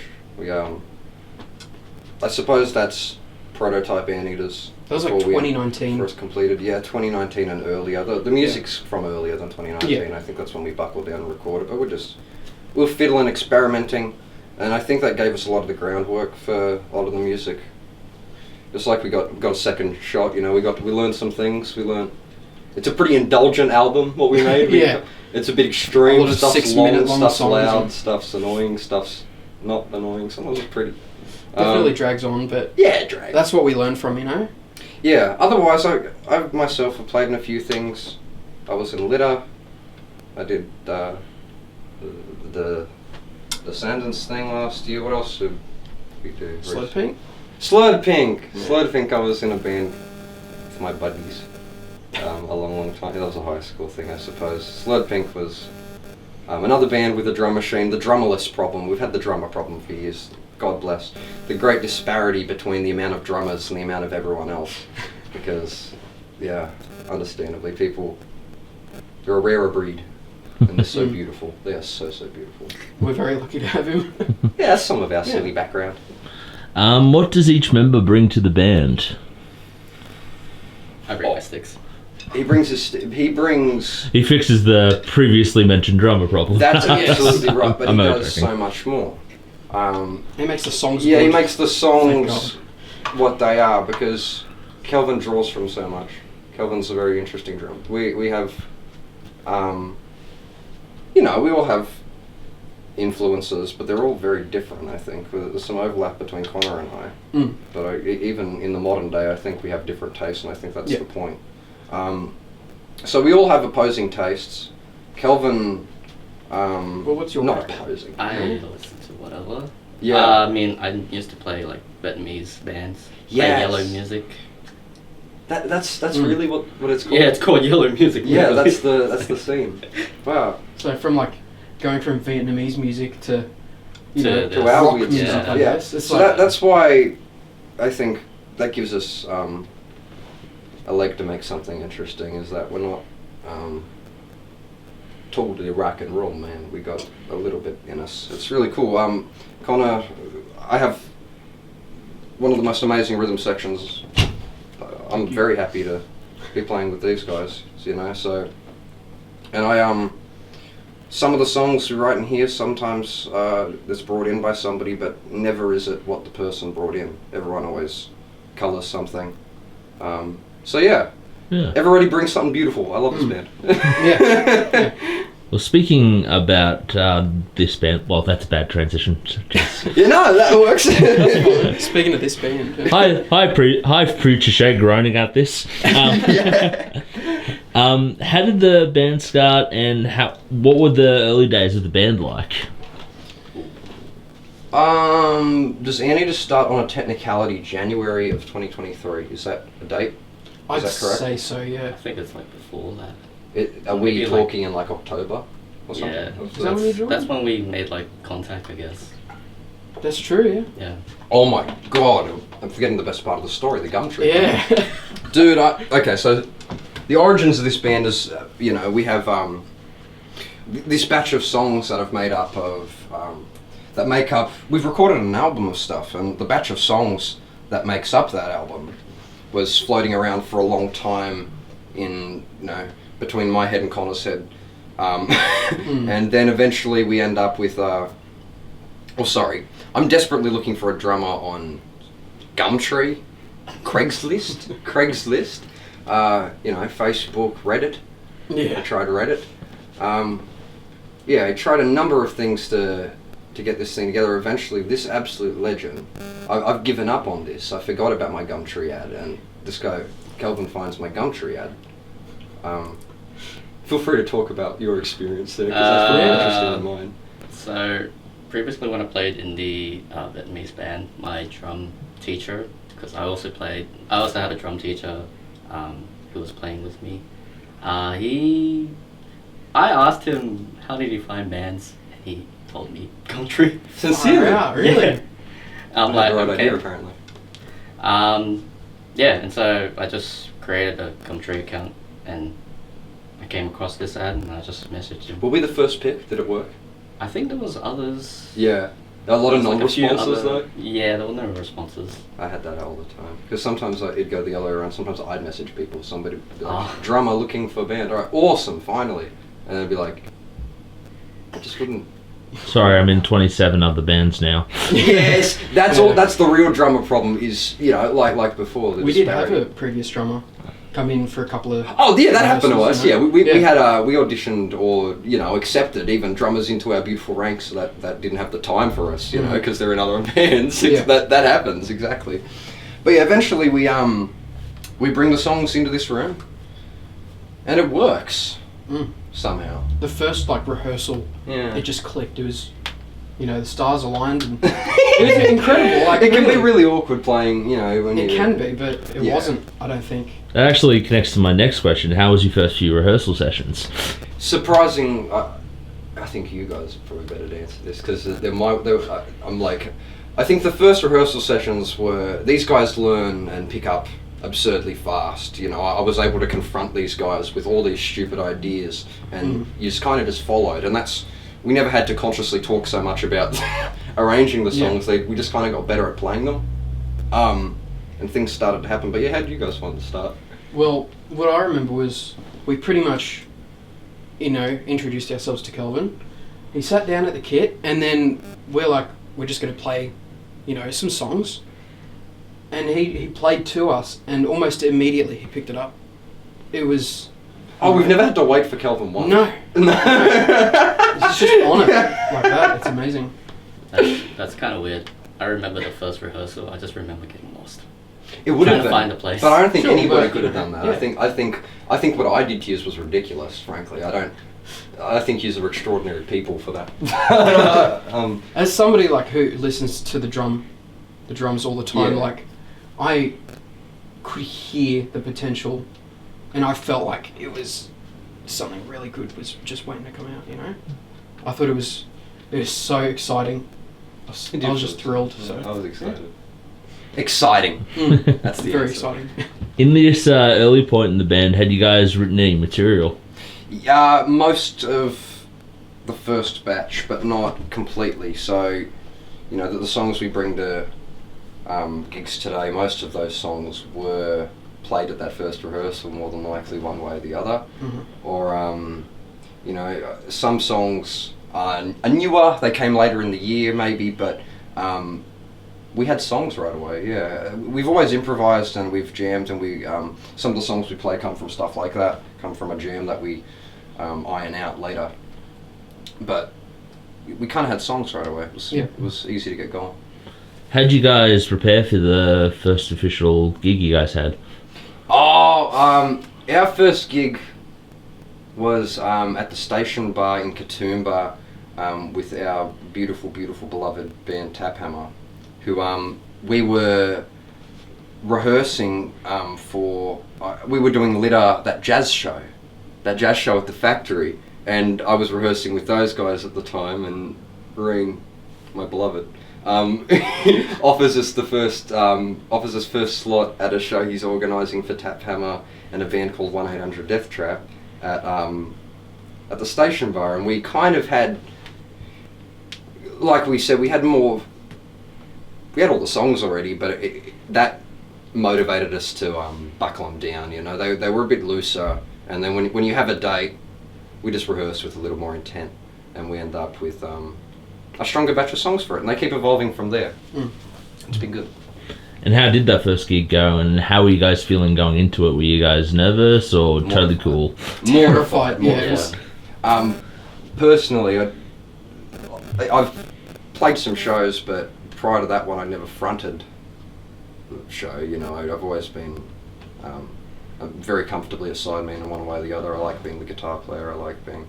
But for some reason, you have to ride the line between the greatest feeling on earth and medieval torture, being a frontman, and I'd have this compulsion to do it. So it was quite a menace, but it went really, really well. It's always funny playing live as opposed. It always feels a little bit weird. It feels so final. We've played this so many different ways, and this is the version that came out tonight. Yeah. I hope it's all right, but it was received very. How was the reaction? We've been treated really nice. Yeah. Oh, that's good. People, I think, find us interesting. I hope. I think people like what we do. It's not for everyone, I'm sure. We just want to have fun, and hopefully other people have fun listening to us. I hope people feel something. Yeah. And I think they felt something when we played. And so we were very happy with how it went. But My first time playing music with a rock band was that night, like, as in your first performing, like my first real gig of that nature. The only You're thing in the same boat, I'm sure, Yeah. right? That was like your Yeah. first Yeah. rock gig. Yeah, pretty And much. the only experience I had before that, playing in front of other people, was I was the temporary bass player for this indie folk band. And I don't really listen to indie folk music, but it was a bit of fun. I was in there with my mum as well, because she plays guitar, Legend. so Yeah. you know, she was playing a little cajon, little drum, and there was like 15 people there watching us play, I think. And I was terrified the entire time, but when we played our gig at the station bar, as soon as I played that first note, I was just in the moment. I loved it. That's it was unlike beautiful. anything else, yeah. Yeah. Every time I play live with you guys, I just enjoy it the whole way through. That was beautiful. That was beautiful. I'm a poet. Speaking about poetry, how has the writing process evolved over the time you guys have been playing for? All right. I think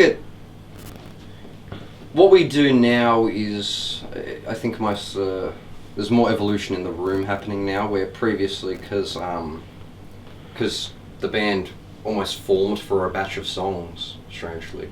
We had these songs, it's like, this is a great hypothetical band, you know, we need the drummer for it. So, there was a lot of riffs, a lot of these songs had been demoed and finished prior to Anteaters having a rehearsal or being not being an idea. Annie's was an idea, like a hypothetical band we wanted to put together, but didn't have the solution for. So some of those songs were written, you know, Connor and I have an interesting, you know, check out this thing, and then, you know, in your living room or one place or the other, you have this counterpoint thing, and it becomes, a couple ideas become a song.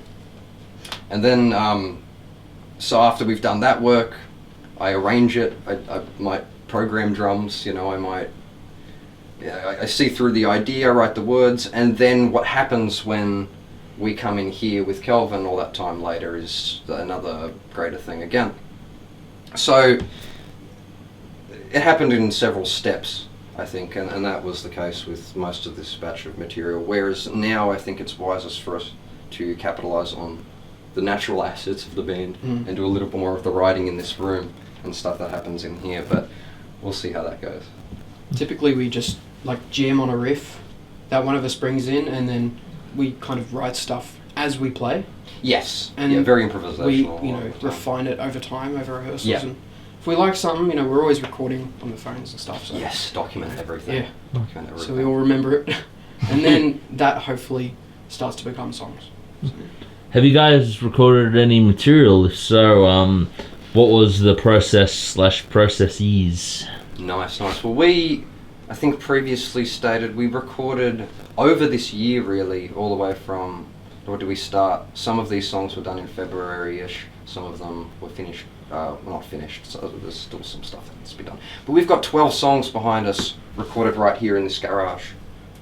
Nice. Just the way we rehearse, I engineered them, and we, just at our pace, you know, recorded our performance, and then slowly finished what is a 12-song album of most of the songs we've been playing the past year. So that was really cool. It was really natural, and I went through the experiment in my head, the thought experiment of, well, could we do better even in the pressure of a studio environment with all the money and all the, not the money, but it's not, when you're watching the clock, it's a little bit different, and I think recording it ourselves wasn't a bad idea.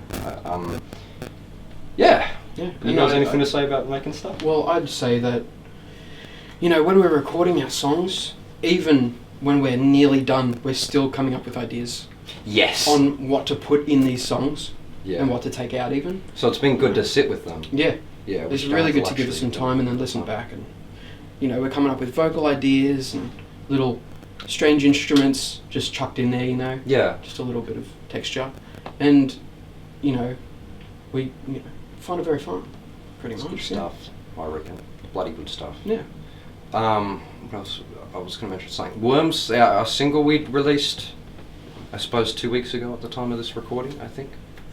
Yeah, pretty much. Yeah, that's from that batch of material. We just polished up and finished that song first and gave ourselves a date, told ourselves we'll finish this song and we'll go from there. But there's 11 others in the can. Cool. What has been the music community's thoughts on you guys? And on the other side of the coin, what are your thoughts on them? I love Sydney. I go to a shit. And here's the loaded question. Look, I think what we do is a little bit different. There's within Sydney, there's so many niches that can set you up with a gig. You have your hardcore bands. There's always a hardcore bill to play on. You have there's like an egg punk thing going on, the guys with the synths and the really cool stuff. But if you have that kind of thing going on, you kind of have there's a festival or a bill for you or whatever. I think or if you're a sludge band or something, that's a thing too. There's so much cool, particular stuff in Sydney that is so strong, and there's such a developed culture around that thing. We haven't played a shitload of shows around Sydney. We actually, as of this, haven't. Oh no, we've played Annandale, but we've. I think we're most known around the mountains, so we're a little bit of a abnormality right this second. We're not as out there, but who's been exposed to us has had kind things to say. So I think people receive our stuff well generally. We've been extremely fortunate with the reception. Yeah, I think people find us a little bit refreshing. As well as like other bands, ask us to play some stuff, and I think that's, we're super fortunate to have people that want us to play for them or with them. Of course. Which is, it's awesome. good to have friends. Yeah. And the people that come out and see us and, or just stop by when walking past, a gig. Yeah. Everyone's welcome, and it just makes our day pretty much. Yeah. Oh, it's beautiful. Yeah, Sydney music is beautiful. It's everything. I would participate in it the same way if I didn't have a stake in it. This question is an optional question. You can skip it if you want to. Who have you managed to annoy in your time playing as a band, if anyone?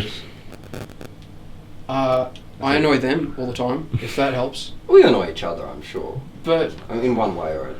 I think other bands and people working in the industry, I think we try to be respectful. Yeah, we try to be as nice as we can. Inevitably, we're going to piss off someone. We'll upset someone. Yeah. But so far we've been minimally turbulent, But we're noisy. This house is shared by my beautiful family, who bass frequencies they travel. I'm very grateful that they don't hate me. Yeah, neighbours. Neighbours, I'm sure, are on the list. Neighbours are absolutely on the list. That our history forming this thing, that's a much longer history. That's like a decade of annoyance, and that's lots of people's patience. That's your fam.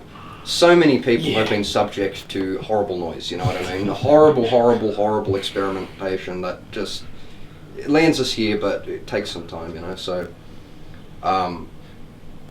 while there's annoyances, we're simply grateful, I think. We're simply grateful we've been tolerated, I wrote that question specifically for one person who I know has pissed a lot of people off. Yeah, because some bands have. Some guys, a lot of people are very turbulent, they make enemies. But we're lucky at the moment, I suppose.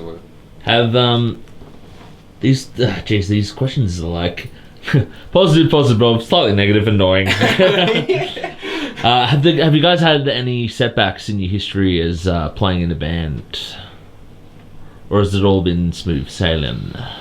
I think it's not untrue to say that it's a particularly hard time for everyone to play shows, to play, just by virtue of venues having a harder and harder time operating, venues having a harder and harder time keeping the doors open. So it does become, gigs become scarcer than they were, in the Sydney of 20, 30, 40 years ago. It's not, so you'd struggle to play every night of the week like some bands used to. You know, we have some bands in Sydney that get a lot of gigs. Great.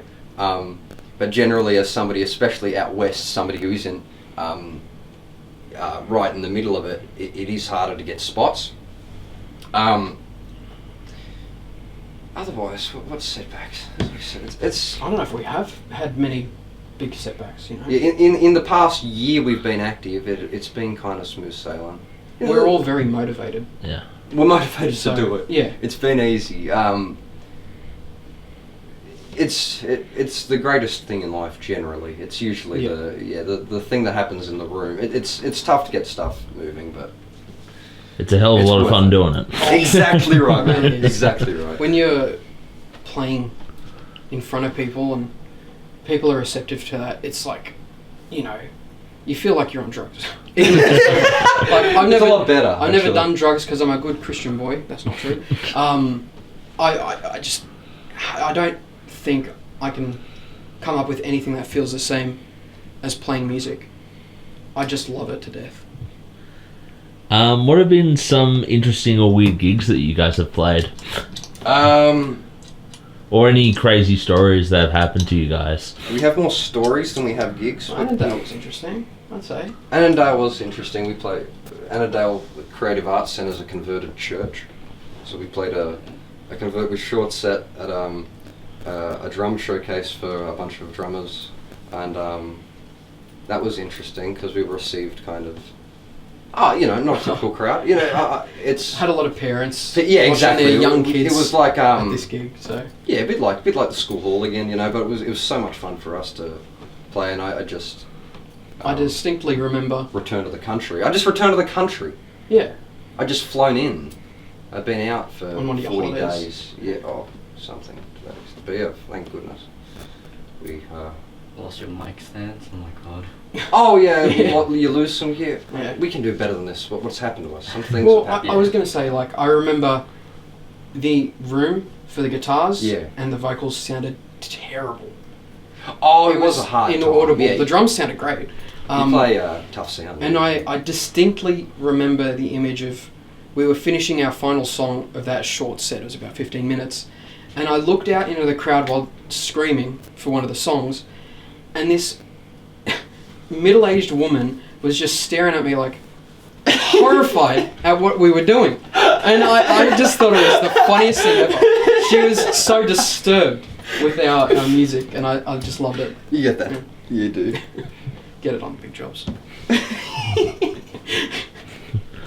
So what do you think is the future of the band? That's a great question. That's a hard one for us to answer because I like to hope we do what fulfills us forever, and that's you know, that's year to year, month to month, day to day even. But you know, right now, the current goal, I suppose, very loosely, is to build something of a following enough so that we're comfortable to release this album of ours. You know, to an audience. There's an audience to hear the record, hopefully. So we're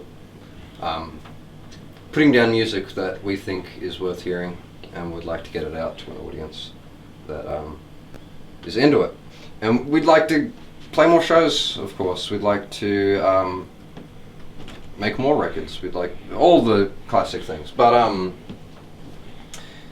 yeah, we like it. I'm hoping to make enough money so I can Yeah, so you can buy a retire. boat. I can buy a boat and I can live on the boat and yeah, just be kind of secluded in the ocean. Yeah. I think that'd be really nice. Yeah. Not a bad idea. Any advice? Sorry, I skipped a question. What do you guys do outside of the band? Any hobbies or cool things or whatever? So, outside of the band, I'm the primary caregiver for my grandma who has dementia. So, I'm pretty much doing that every day. You know, that's kind of taken up my life, which I'm very grateful to do because I love my grandma so much. She's the nicest person I've ever known. She's an incredibly kind soul. But that pretty much is what I do outside of music. Everything else, music takes up the rest of my life, and I love it. What about you guys? I have a 9-to-5 job. work as a junior developer. Any other hobbies? I just like to play drums. I like to spare time also work on just any other projects like game development or website development. I'm currently working on the Anteaters one. That he is. Nice. That he is. That's exciting. I guess I am a rampant artist. I don't know. I have to make something all the time, so I write songs. I make weird pictures. I do all kinds of weird stuff. I play poker. I like birds. I play some games. You know, ordinary. Play some games, Ordinary brother. stuff. I go to a lot of shows again. There's a lot of stuff I'd like to do, you know, within, you know, I like imagery, so I'd like to incorporate this stuff a bit more. It's a bit early days, so we don't have a lot of stuff behind us, but I'd like to do some neat stuff, some physical artwork. I'd like to make more of it for the band, and I'd like to make cool things for people. But yeah, mostly noise. I make. Any advice you would give to anyone unfortunate enough to watch this? That's an own on me. That's not an own on you. Advice. Well, sweet Jesus. I think the thing I'm not the wisest, and who knows if I'm anything to take from. But I think originality is a hard, intangible thing, and it's very easy to create to something of a template or something that's been devised previously. It's because creativity is so abstract. Making stuff is so abstract, it's hard not to be somewhat derivative. But so the answer I have to it is make your favorite music that doesn't exist. Think about what that taste is. I think that's a good philosophy. good I think it's a simple way to put something so abstract. And also, just fucking be nice to people. Yes. Just be nice to people. Yes. Be a decent person. Yeah. Any advice? I don't know, just have fun. Hell yeah. Any last words for the audience watching this? With the Anteaters now. All right, and plug your band, plug your social media. Last question. Okay. Last question. Plug your social medias, your blip blops and flip loops and all. Instagram is anteaters.band. Facebook, I think, is at Anteaters Oz. Anteaters the band or something to that effect. Bandcamp, we got anteaters.bandcamp.com. Thank God. I thought that was going to be taken. All the streaming services, Spotify, your Apple Music, everywhere you can hear our song Worms. It's out. It's nice. I like our song. All right, fuck yeah. All right, guys, you guys ready to rock? Yep, I'm ready. Sure. All right, this is what you guys look like. Looking good. I look ugly. Can you make me beautiful? Come in. Squeeze in, boys. All right, you guys ready to rock and roll? I think so. Ready to death metal. Death and roll. All right, first question. What are your names and what are your roles in the band? Okay, I'm Marcus, I play bass. I'm Liam, I'm the vocalist. I'm Matt and I play guitar. And I'm Connor and I'm the drummer. And the time waster. Fuck you. And what is the name of the band? Gossika. In one word, describe your band. Loud. Energetic. Yeah, I'll go energetic. Yeah, energetic. Yeah. What are the origins of the name Gossika? Oh, it's for you, You want to tell it? I fell asleep on a keyboard and it typed out Gossika into a chat that had no one else that's here right now in it. But as I understand it, it had a C. And then I it have was to a change the C to a K. Yeah, That's just right. more cult. Exactly. Yeah, exactly. It's more cult. What were some of your previous bands or projects, if you guys had any? Previous? Rage Against the Machine covers in Matt's dad's garage. Nice. I've been in bands since I was 5, but none of them really stuck around. The only one that had a name was May Contain Nuts, and that was with my brother and his friend. Nice. And we pretty much just covered things. Yeah. I had a little high school band. Yeah, it was just me and a couple mates, and we used to jam on some Asking Alexandria and shit. It was pretty shit, but yeah, I also had maybe 3 or 4 previous bands / projects, which only one of them ever played live, but it was just covers. Then a couple other projects that sort of just fell apart, because I'm also a guitarist. So Who'd you open for in Charlotte? we opened for Jessica Malvoy on Australia Day when I was like 17. So there you go. It's pretty hectic. I was in a salsa band called La Espectacular, which is a stupid name because one of the guys mentioned to me, yeah, it just means the spectacular. It doesn't make sense, does it? But they're actually still around. They do really well. Check them out. Yeah, 100%. They're good salsa. What does each member bring to the band? I bring riffs. True. And good I times. bring D beats. Come on through, guys. Have a good night, guys. He was nice. I liked him. Yeah, he was nicer than the other lady. Yeah. What do we each bring to the band? I feel like I bring a lot of like youth, considering I'm the youngest. Youth. I mean, I guess like we're that old. We're all we're young. We're getting up there. You, on the other hand. Baby. Yeah, me and Lamb are pushing 60s. Yeah, I'm nearly 20. I'm getting there. Well, considering I joined the band when I was 14, like, yeah, I don't know, that was pretty young. Yeah. That was right during COVID, though. What do you wasn't guys bring? What do we bring? Well, at the moment, as the freshest member of the band, I have not brought anything too official yet, but You know what, I there's think- some new lyrics upcoming and some I would say new songs, which I'm excited for. I would say you've brought a lot of life into the vocals. That's what I would say. And a lot of the business shit as well. Like, yeah, that's true. That's true. Yeah. Liam got us started on ABN, and oh man, this is exciting for the interview, right? Finances. Finances. What do I bring? Theory, I guess. Hair. Prog. Yeah, Right, you theory bring and in prog prog. to gossip. Yeah. And the hair. And the hair. Yeah, that's I've got the most true. hair. Yeah. Matt used to have the most hair, but I'm you cut it lacking all these off. days. Yeah. Yeah. Are you going back to that? Yeah. Yeah. That's why it's in a shit state at the moment. It's the scruffy state. I like it. Cheers. So how did the band start, and how were the early days of Gossica?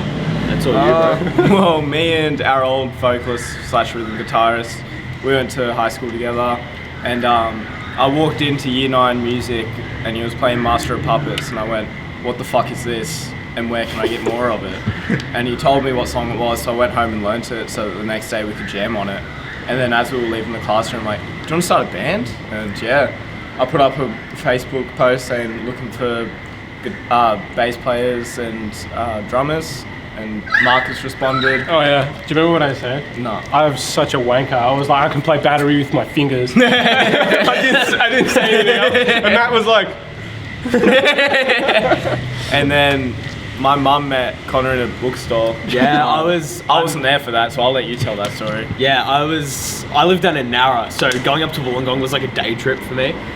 So we were up there getting suits for my dad and my stepmom's wedding. And we went to this bookstore that was like closing down, was selling everything for $1. So we're like, fuck yeah, let's go in there. A guy at the front counter was wearing a Master of Puppets t-shirt. And so was I. And he's like, "Oh, what's your favourite song on the album?" I said, "Battery." And so we got talking, and then his mum was like, "Oh, do you happen to play drums at all?" And I was like, "Yeah, I'm a drummer." So I got Matt's number off her, and yeah, she's been jamming ever since. The rest is history. Yeah. And then there's this guy. Yeah. He's just here now.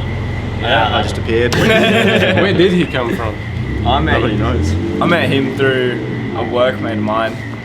We went to see Die Artist Murder together, and on the way back, I heard him screaming in the back of the car. And then like You were like, "This guy sucks." And then like about a year later, we're looking for a vocalist, and I think Liam, he needs to be in the band. And then I forgot to ask him, and he messaged me.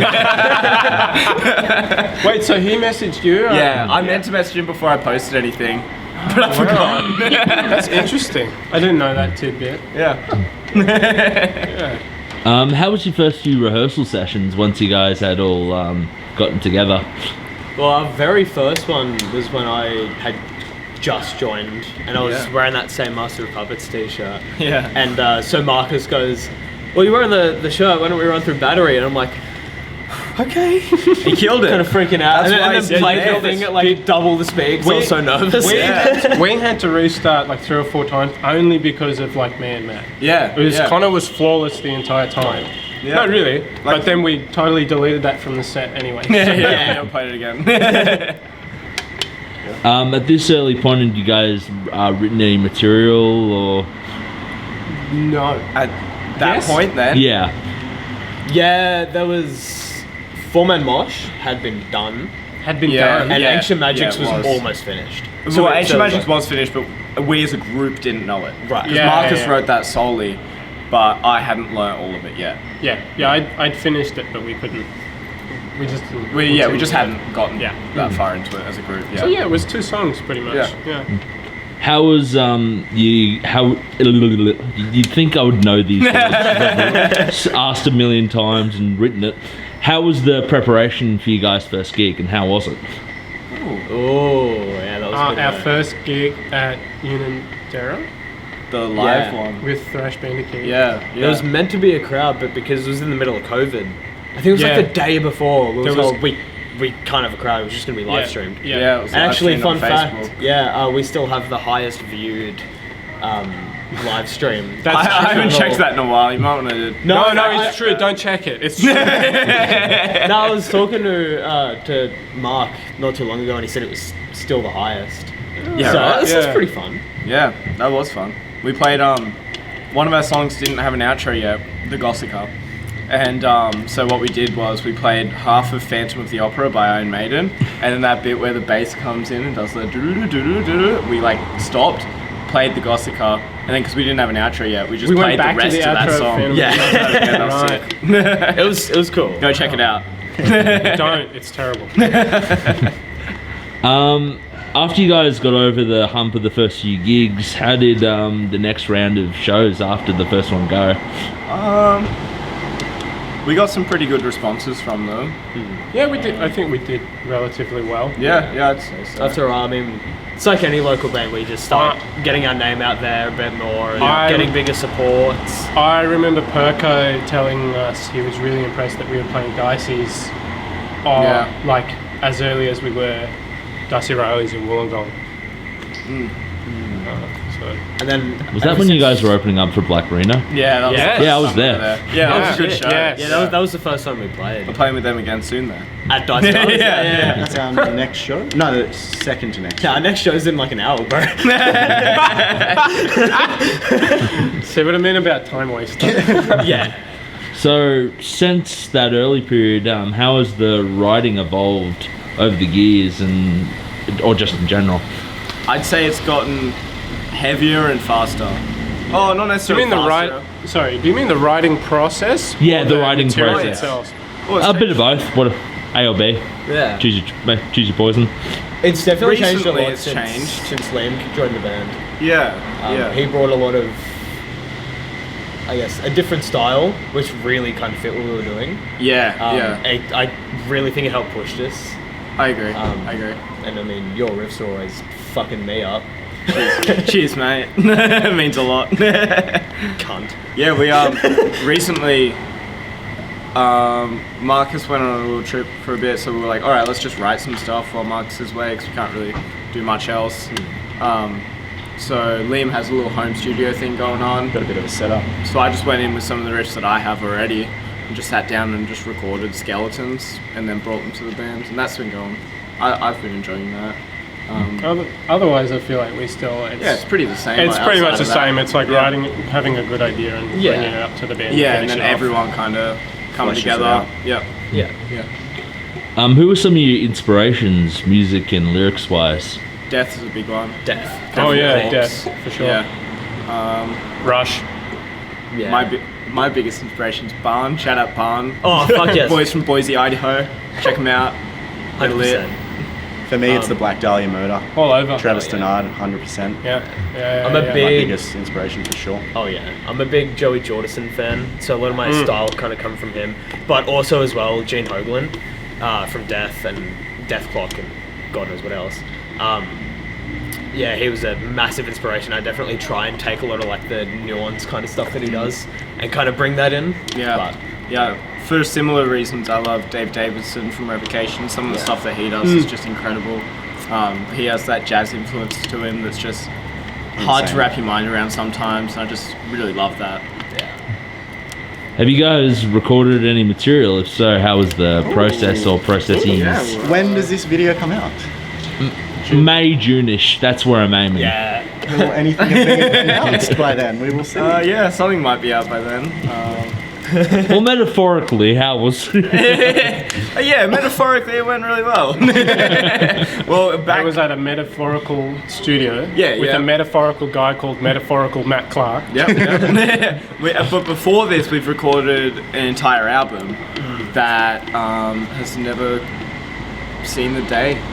Seen the light of day. That's the one. Seen the Never light of seen day. the day. I was gonna say see the day of light, but as I was saying it, I'm like, nah, that doesn't That's make not sense. right. Feels like a Yu-Gi-Oh card. Yeah, no, that one, unfortunately, issues happened with that studio getting flooded, so that never got finished. We lost a lot of tracks, all the tracks, and a lot of money. Yeah, Which down the wasn't fun. drain. It's like one of the reasons it's taking so long to get stuff out. Yeah.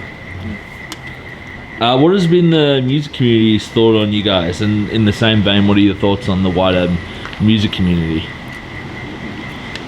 Bit of a loaded question. I would like to say that I think the response on us has been pretty positive. For the most part, I don't think it's been negative. I've understood. I've never received any negative comments. Yeah, no. The only negative I've ever heard is like, can you get louder?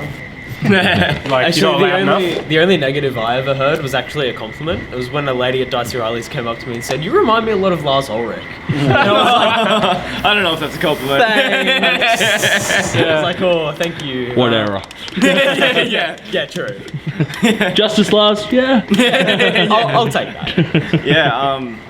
Well, being the most recent to the band, I sort of got to see them twice prior to, I think, even trying out, or I'm not sure if I was in yet. But I could just see that at they the were very at the Duke, and then also at La La La's, and I could just see that they were so energetic, which was something I was excited about. And it just sort of translated to the crowd, and I felt like the crowd had that energy too. And I think that's been something that we keep improving, and we're trying to push that. You know, I think it's been working. Yeah. Definitely trying to get like a lot of more younger people into the scene. For sure. There's not that much of a young scene anymore, and especially our in community. Wollongong. That Wollongong scene just died off ever since Radbar kind of shut down. I wasn't around for Radbar. 100% when Radbar shut down. That was the fork in the road at that moment. You know what I mean? Yeah. Unfortunately, I never got to go there, but I wish I did. Yeah. There was a guy. It was excellent. Did you ever see the old guy with massive thongs? He'd always walk up to the front, like right in front of the singer, and he'd have a fucking VB in his hand. He'd look around it, he'd stare at, and then he'd just go out of time with the song without fail. Nice.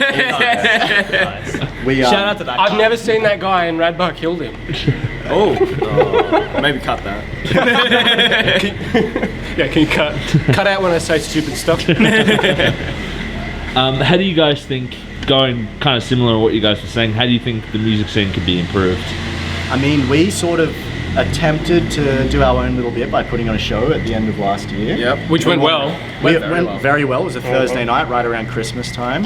Yeah, it was just like before 3 Christmas. days out of Christmas or something. And we kind of want to keep doing those sorts of things. We had a couple of younger bands on. We had our mate's band, who was the first time they ever played live. Yeah. They killed it. Yeah, Onward Forever. Shout out to them. Shout out to Onward Forever. So I guess... And the guys I don't in think that was Dasher their first show. It was their first, like... In a proper venue. Outside, Yeah. outside of like the youth centre and stuff. Yeah. Which is good. Yeah, the guys in Dash Road as well, a young like death metal band. Yeah, we want to try. That was their lead guitarist's last show with them? Yes. Yeah. Seriously, they're so sick. Check So them there out. you go. If you want to see definitely. history, Lots of shout-outs. come to a Gossica show. That's it. That's it. You can skip this question if you want to. I'm probably going to cull it, to be honest, but anyway, who have you managed to annoy in your time as a band? Each other. Yes, that's a big one. I annoyed these two on the way here quite a lot. Yes, Dad. Yep. My neighbours, because we practice at my place. Yeah. My dad, because Yep. You've definitely annoyed him because of us. Canberra Metal Fest. Coming back from Victoria when my car blew up. Oh, yep. Your dad drove me and Matt back home Yeah. from Nowra to Wollongong. Which is about at like an hour 1 away. o'clock in the morning. Yeah, at like 1 a.m. Also being like pretty much ready for bed. Oh, you know yeah. what I Well, mean? he was Like, in bed. Yeah. I feel like there's more names, but I can't think of any. Probably I try my to new be- neighbours. Yeah, yeah, definitely. Getting added to the list. I try my best to phase out the names that we've annoyed. Yeah, so we can do it again. Yeah, exactly. Make it feel fresh. Have you guys ever had any setbacks or hardships in your time playing? Yeah, definitely. Definitely that album. Yeah, with, that's getting, probably- with the studio getting That was flooded. that was such a like disparaging moment. Yeah. To be honest, it was like a real letdown. There was some other stuff which I won't go into, but there was some other stuff revolving one of the guys who was working on that made it harder than it needed to be. Yeah, for sure. Definitely. And And I guess other than that, like change of lineup as well. Yeah. Getting Yeah. getting another singer. That was fourth Yeah. grade. Yeah. It definitely Yeah. slowed us down. Had to. We got Tom from Carnal Viscera to fill in for vocals like Legend. last minute. Absolute legend. Yeah, nothing would have happened We without did him. one rehearsal with him, no drums, and he was just like messaging me back and forth, and we were just discussing like how he should sing the songs. Yeah, killed it. Tom's a good mate of ours. He's done a lot for us. Shout out, yeah. Tom. Legend, absolutely. Yeah, Shout out yeah. to, He does a lot for the scene. And all of Grindhead. Yeah, Yeah. Grindhead, Carnal, everyone there. Everyone around that scene. I do not know where we'd be without Tom. Oh, without not Grindhead. where we are now. Seriously, 100%. yeah. Yeah. What have been some of the more interesting or weird gigs that you guys have played? We played under a train track in Coniston. Yeah. With Diploid. And I can't remember who else, but Burn in Hell were meant to be on Yep, it, but yep, that's they right. ended up pulling out last minute. that was an interesting one for sure. It was really fun though. We played. That one's on YouTube. Yeah, Yeah. that's on YouTube, so check it out. Oh, just go check us out. But we Like and also played. subscribe. Yeah, subscribe, like, subscribe, share. But we played this one show in Diamond Dogs in Dapto without Marcus, and it was Oh, we man. picked up that gig on the day because someone got COVID, and it was a shit show. And I had COVID. Yeah, That's yeah. why I So couldn't Marcus be there. couldn't come, so it was 2 guitars, vocals, and drums, and it was such a shit show. So basically, first song I broke a string, so I had to On go your run. only guitar. Yeah, as on my well. only guitar. So I had to borrow Perko from Thrash Bandicoot again, mentioning him. I had to borrow his guitar and tune it up by ear because I didn't have a tuner. And then, Oh my god, yeah, because at that time you were borrowing my tuner. yep. And then out. Second song, I broke the bass drum skin Yep. on the drum kit. we And opened so- this show, by the way. Yeah. And so the drum kit was fucked for the rest of the show. We then had to scramble to try and find Tim from Thrash Bandicoot, again, Yeah. shout out Thrash Bandicoot. Yeah, they've done so much. He had for his us. drum kit left in his car because he was too lazy to get it out from their last gig. Yeah. So he's like, Oh, I've got a bass drum in my car. I'll bring my kit up. Yeah. So, Spent yeah. like 10 He's minutes. such a nice guy. Yeah. He's they all are, he yeah. filled in for us a couple times. Yeah, when that was probably Tom's been another busy interesting too. one we can mention. Tim from Thrash Bandicoot filled in for us. We on played with drums. Asura. Yeah, Where was that venue? Kelly's on King. Yeah, I don't Yeah. think we've ever played that. No, it's the only time we played that. Because I've Yeah. never played there before. Yeah. Yeah, that one was weird. Yeah, It looked cool though. Looked fun. yeah, it was fun. Yeah. Kind of on a similar, definitely on the same road. Any crazy stories that have happened that you can legally tell without getting That we arrested? can Pretty much legally all of Melbourne. Yeah, was Melbourne's fucking crazy. Melbourne's a lot better. Jumping back to another question that you mentioned, what can be done for the scene? The New South Wales laws get in the way of a lot of venues Yeah. around here. Yeah. When we went to Melbourne, it's a lot looser. People have more fun. Crowds go off a little bit more. Places can stay open a little bit later, so it opens more opportunities for bigger bands. Yep. Yeah. Like more bands, I mean, sorry. Yep. Singing Bird Studios, shout out to Stu from them. Mad. He let us stay at the venue at a night, so we slept in the venue. Yeah, which saved us which a ton was, of money. that was a good night. Oh my god, okay. I remember this story now. Let me tell you.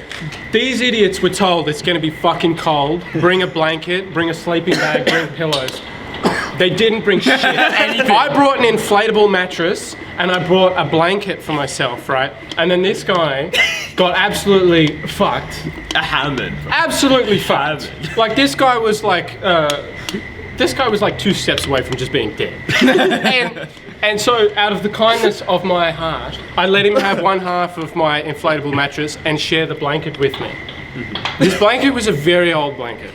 and it's probably may have been made by my nana who's dead. Right? There was a slight hole in it in the middle of the night, like 4 or 5 a.m. Connor wakes me up, ripping the blanket away from me to cover himself, and I just hear, and he's torn it in twain. Totally ripped it in half. And it's useless, because it's not like if it was split down the middle, we could have a little bit of shit each. It was like someone had gone at it with a samurai sword. Yeah, and it was gone, and I was freezing cold. You just go, what the fuck? Yeah, and that woke me up. I'm like, what are you talking about? What's going on? You fell asleep on an armchair. Yeah, I was on an armchair under a curtain. With a fucking stage curtain, which ended up being better than my preparation. Best blanket I've ever used in my life. If you want a good, thick, weighted blanket, get a stage curtain. It works well. That was fucked. Yeah. Yeah, so that was all his fault. What is the future of Gossica? More shows. Yeah. No released music. Start hopefully playing further around, internationally. We want to try and go to Asia, Europe, but that's like it'll happen when it happens. Yeah. We've got some goals for the end of the year. Which will be revealed. Someone at the obituary show said he was from Budapest.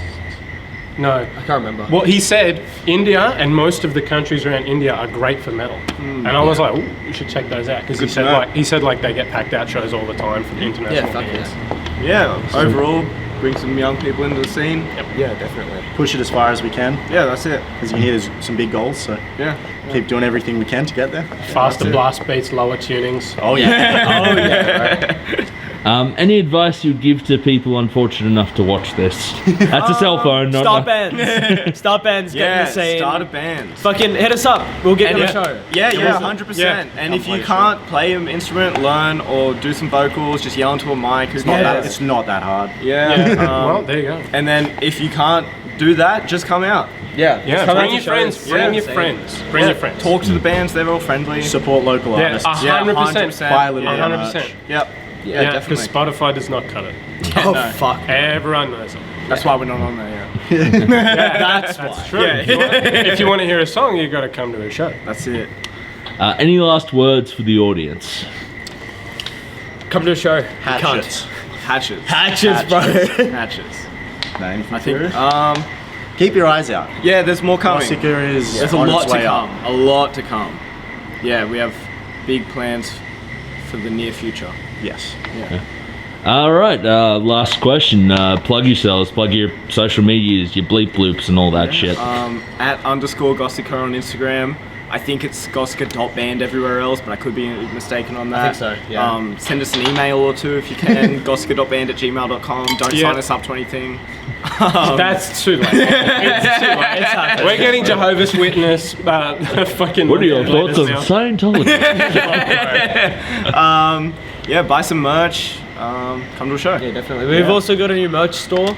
It's pretty empty at the moment, to be fair. Yeah, we're getting restocked. Well, maybe by the time this is out, hopefully we'll have some good shit on there. Yeah. The best shit is only at the shows, though. Yeah, for sure. Definitely. Mm-hmm. And if you want us to come play somewhere, get in contact with the venue. Get in contact with the venue or local bands and ask them to reach out to us as well. Yeah, definitely. Absolutely. That's where that email comes in. Yeah. All right. Fuck yeah. All right. Cool beans. First question. What's your name? What's the role in your band? And what's the band name? I am Josh Shipton. Well, that's my name anyway. And I am in Josh Shipton and the Blue Eyed Ravens and a whole bunch of other ensembles as well. I have the Josh Shipton Orchestra and the less narcissistically named Valentitanic Trio. But and I play guitar and bass and vocals for any of my ensembles.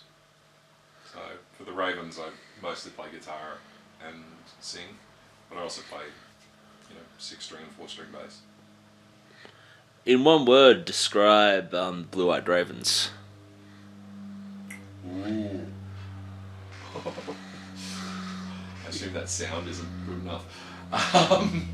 One word. Or a couple, I mean. Yeah. Deceptively unhappy. Fair enough. So what are the origins of the name? The origins of the name, I thought the name up at Cafe Newtown. I was writing a song, from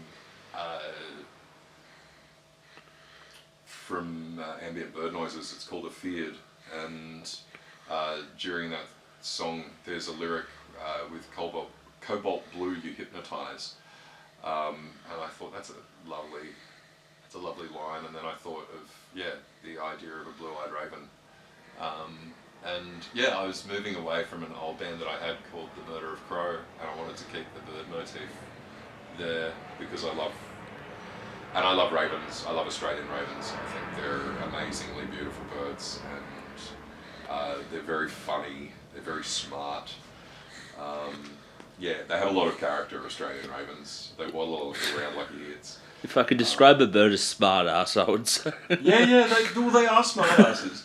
But not smart asses like sulphur-crested cockatoos are smart asses. Yeah. Sulphur-crested cockatoos, they come up and you can give them some food, and if you stop giving them food, they destroy your home. Whereas ravens are like, I'm going to wait for a while until I trust you, and then I'm just going to trust you. And then, I'll play around with this piece of roadkill for a while. I've seen a lot of them playing with roadkill. Cute little things. So what were some of your previous bands or projects before this one, if any? There's lots. Because I started playing music in venues in 1992 with a band called Kinderschmerzen that I still occasionally play with, and I'm still very good friends with the guys from there. A couple of those guys have passed away, unfortunately, but we still do shows, and we normally raise money for cancer with those shows because the guys died of cancer.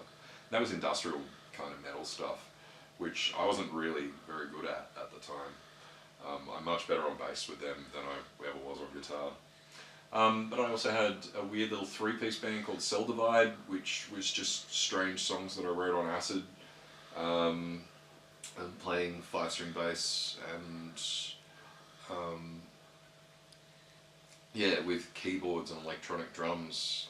I was kind of just pushing to be weird. I played bass for Box Freezer Romance for a long time, which was a strange kind of, I think it was like a 6-piece ensemble. It's always been very difficult to define the music of the things that I've played in, but the most recent stuff was The Murder of Crow, and what was the one before that? Meat Safe. And I'm also playing in Shark Arm at the moment, which is the guitarist who was originally in Meat Safe, my old band. That's him and I getting back together after several years, and we've both quit drinking since then, so it's a much easier to organise process. But we're still quite rock and roll. So with the members of the Blue-Eyed Ravens, what does some of the members bring to the band? Well, one of the things about the Blue-Eyed Ravens, and the reason I put the Blue-Eyed Ravens together, was that we would have a floating lineup. So next weekend we're going to play as a 3-piece with me playing bass, Nicholas on guitar and Mitch on drums. But we may play bigger shows where we have a string section and keys and all that kind of stuff. What I try to do with the members that I get for the band is to teach them their part, because I write the songs in their entirety now. And I teach them their part, and I allow them quite a lot of breadth to be able to put their own flavour into it. And so that what I want is the music to sound like the people in the band, not just the notes that I've written. And I think that what any Blue-Eyed Raven brings to the band is that sense of self, that ability to be able to play their own, what they sound like, bring what they sound like to the band, rather than me just, I mean, I might as well hire, studio musicians. What do they call them? I hate them. Session musicians? Yeah, those guys. Oh, I don't hate them. I can't do that. I don't know how it works. I can play for people, and I will fill in for people. I'll play bass for people and guitar for people. But they're getting me. They're not getting the notes that they've written. But yeah. How did the Blue Eyed Ravens start, and how were the early days? The Blue Eyed Ravens started with me and Nick, our guitar player, Nick Gledhill. And we've known each other since we were teenagers. So we kind of always, we had like our first post-school band together called Dark Moon. It was again, surprisingly unhappy. But we just started to play together as a duo again around about 15 years ago. Just after it was actually just after my marriage broke down.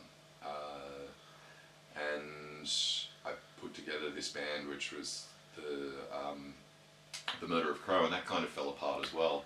So kind of late 2012, 2013, we put together the Blue Eyed Ravens in their first incarnation, which was Nicholas, myself, and a drummer. I believe it was Genevieve.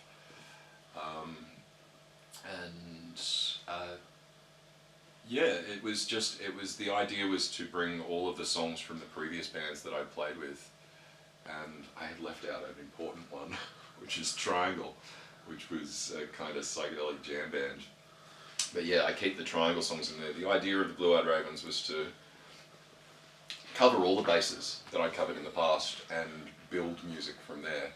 So there's still a very strong experimental kind of feeling, like the stuff I was doing with a group called the Mark Eater Sound, which was just this pure improvisation. And it was kind of, it was this beautiful nightmare that we created.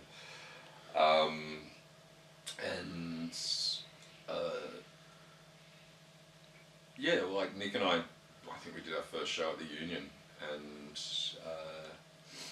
then as soon as we turned it into a trio, it was down at the Town and Country on a New Year's Eve, 11 years ago, I believe.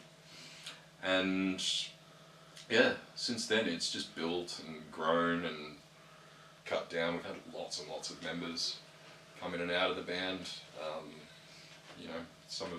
Some of it's been amicable, some of it's been less than amicable, but band politics is always band politics. The nice thing is that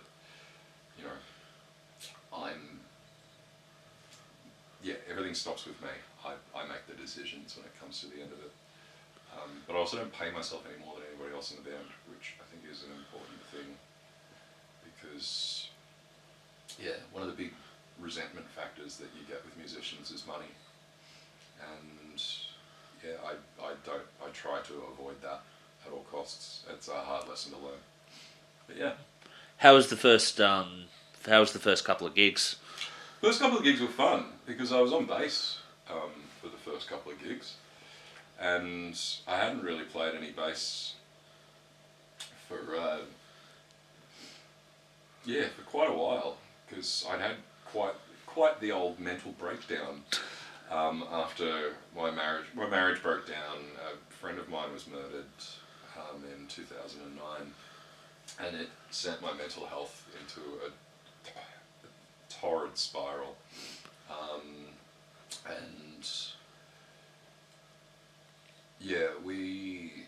It was really nice to just be making music again, because I'd had all of these personal things go on that really genuinely affected my ability to function at all, and it ended up making me take my mental health quite seriously and get quite a lot of it back. But yeah, it was hard, but yeah, it was fun. I think by the time that I was doing the Ravens, I was in my mid-30s anyway, so I was pretty used to being on stage. I was pretty happy there, and it's kind of where I feel at home more than anywhere else. But yeah. How was the audience reactions? Often I get with audiences. I mean, the audiences enjoyed it. The audiences enjoyed seeing Nicholas and I playing again together because we hadn't played together in so many years. But I think a lot of people, because they'd known me as a bass player with Triangle and I was improvising all the lyrics for that band. It was my most prominent band up until that point, and I kind of got known in the Sydney scene as a bass player. That when I turned up with a guitar and started singing properly, I think a lot of people were surprised that I could sing. And yeah, I think we got a lot of really good feedback because of that. I was lucky that I spent the time learning how to sing. How has the writing process evolved over the years? The writing process has gotten a lot more interesting in the last couple of years. But over the years, it's kind of stayed quite similar. I'll write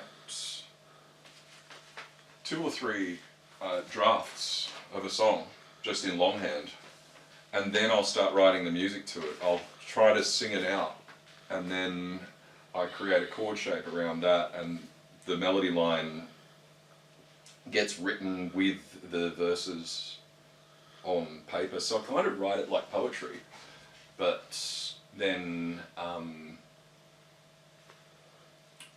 and then add the music to it. Kind of the Elton John, Bernie Taupin kind of way of writing.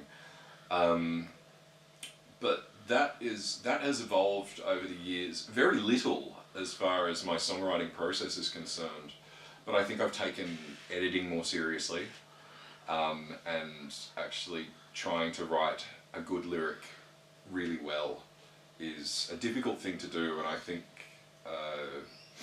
it's hard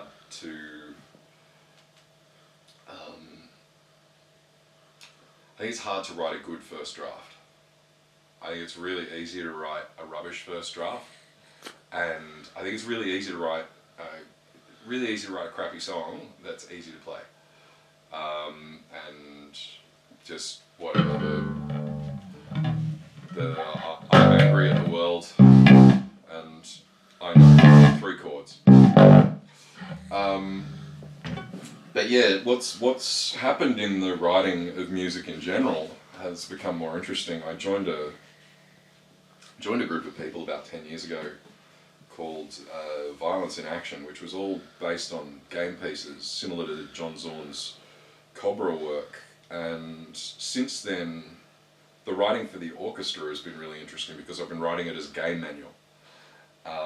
So I'll write all of these games and what the rules are, and then send a manual out to the orchestra and say, learn the games. Like, we don't have to practice, we'll practice on the day. Turning up with an orchestra of musicians and then teaching them how to play with each other for the first time. That's a really interesting form of composition and writing. And it kind of frees things up. But I've also been able to use that with a more traditional sense of composing, where I'll actually write the music for something, and then I'll hand it out, and everything will be in a different key signature for everyone. So it'll sound fucking awful, but I love it. I think that people shouldn't let me do things, but I'm happy that they do. Who are some of your inspirations, music or even lyrics-wise? Inspirations. Unlike most musicians, love this question. I get inspired by everything around me. I hear music while I'm walking down the street all the time. I don't wear headphones or earbuds or anything like that. I don't listen to music when I'm outside the house unless I'm in the car, because I hear so much music in the world. But other than just being immersed in the natural or industrial world, I'm hugely influenced by Neil Finn from Crowded House as a songwriter and as a guitar player. He's a really good guitar player. People don't give him enough credit for that. Same with Robert Smith from The Cure. I was a huge Pink Floyd fan as a kid. I blame almost all of my weird songwriting decisions on the Beach Boys, particularly around that Pet Sounds era, when Brian Wilson was writing all the music by himself, and then the Beach Boys would come back from on tour and they just sing their parts. I'm really influenced by that part. I'm hugely influenced by Zappa philosophically, and I get where his composition comes from, and I quite enjoy how he approaches music as a composer. Who else? They're important ones. I think from a production perspective, I really love people like Tom Waits, who turn up with a bunch of broken garbage and create music out of it.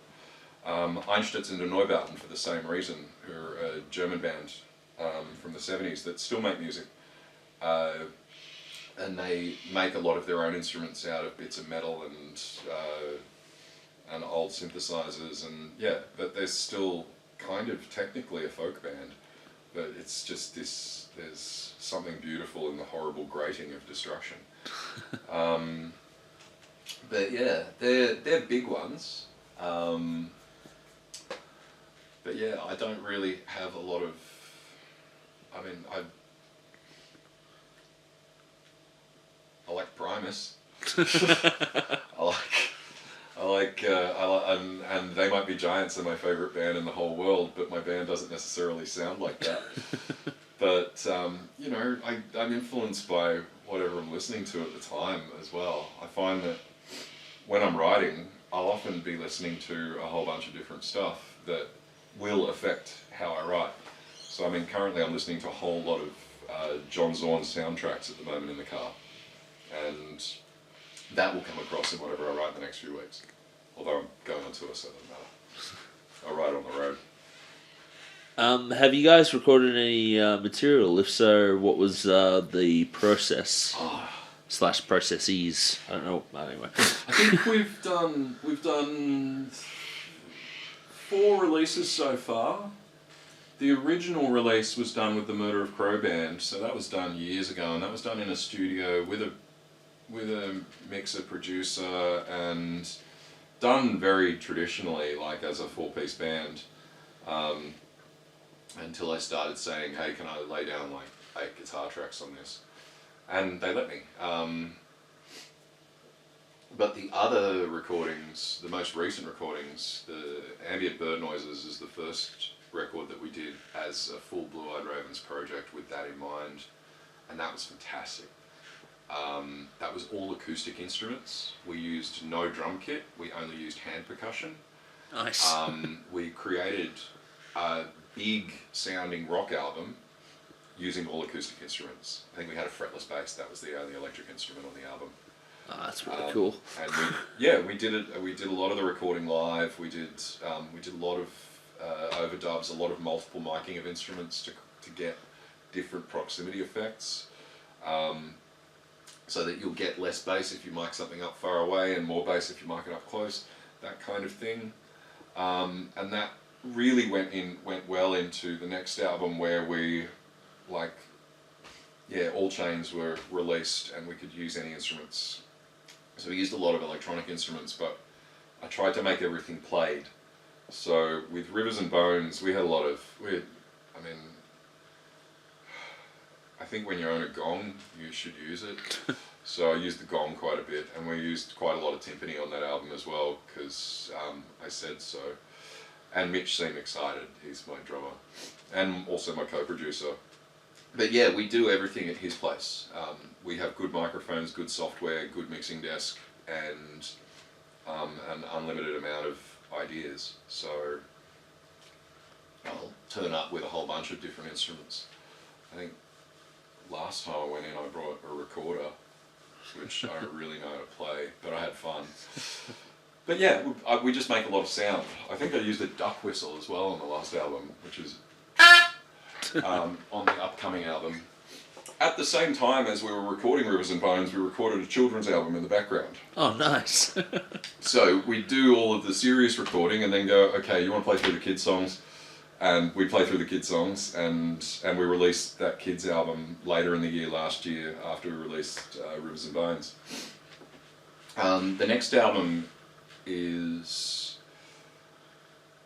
I'm not sure how this turns out, because we're kind of doing it backwards to the way we did it last time. The last time we recorded the piano first, because we had access to this really lovely Steinway, and we could stay at the place for a few days and record all of the piano, and we did all that first with a click so that everybody else could just play along with the piano, and that was how we ended up doing the whole album. And nobody was in the same room at the same time. With Bird Noises, we had pretty much the whole band playing all of the tracks and doing 3 or 4 takes of each. This one, we'd do all the piano, we'd work out which was the take, the piano take, and then everybody played along with the take. This time I've done a bunch of click tracks with guitar and vocals and bass, and everybody's playing along with that. We'll probably do the piano last. But yeah, I'm just kind of building layers and textures, and I want to create something that you can't replicate on stage, because that's what you get with a recording studio. You get this ability to be able to be a bit more grandiose in your orchestration and your arrangements of things, so that you can create a more interesting listening experience to people when they're, locked in their rooms feeling sad about whatever I'm singing about. Sorry, I've lost my place in my question. No, it's alright. What has been the wider music community's thoughts on the Blue Eyed Ravens? And I guess, what are your thoughts on the wider music community in itself? I don't really know. I don't really care. I know that a lot of the people that work with the Ravens, a lot of the people that are on the same bills as the Ravens, or on the same bill as my other acts and things like that, there's a lot of crossover between that experimental side of music making and the songwriting side. A lot of the music community gets quite surprised if they've only seen the experimental side, about how beautiful the songs are. I remember playing at a gig, and they expected me to turn up and make noise, and I turned up with a band, and we played like a six song set, and Lucas Abella, that guy with the glass on his face, that does a contact mic on a piece of glass and pushes it in his face and blows raspberries on it, through a bunch of modular synthesizers. He came up to me afterwards and gave me this massive hug and said, I didn't know that you had that. And so I think that that's the effect that the Ravens has on the musical community. And also we try to give as much back as possible to the bands that are around us and the bands that support us. It's a difficult thing to do, but we're kind of lucky. I've been around for a long time and I've never really stopped making music, so I've never really lost that. My attitude towards the broader music community, that's a fun question. I don't really work in genres. I always think of it as the songwriting thing and the experimental thing. Everything else is, everything else is jazz. And sometimes I play jazz, that's fine. But I find that the classical community are really open-minded at the moment. It's a massive swing in the last 15, 20 years. The jazz community are surprisingly close-minded. That's interesting. I think it's due to the fact that it's become quite an educated genre. I think it's become quite gate-kept. I'm okay with it. Like, if they want to, that's how everyone wants to play. I don't really care anymore. Like I said, like I'm 48 years of age, and I'm allowed to book my own orchestra. So, what do I care if somebody says you're not allowed to do this? I'll just do it anyway and get in trouble. Like, for what? I find that a lot of there's only this right way of doing things, or if you don't, put a compressor on your bass, then you're an idiot. Or I think the internet makes being a musician quite difficult because there's a lot of pressure to conform have the right gear and have this and have that and not live outside the cage. And outside the cage is where all the fun's at. And I really dislike cover bands. I fair enough. Really dislike the cover scene. I think it's destructive towards I don't mind people indulging in nostalgia, but it's actively having an impact on the culture of a city that has always struggled to have any culture to begin with, other than a weird shaped building in the city and a strange bridge. And there's so much good music being made in Sydney by so many incredible people, young and old, that I don't see where the place for unoriginal music lives. I don't see where that is relevant to what Sydney is about. I think it's more interesting.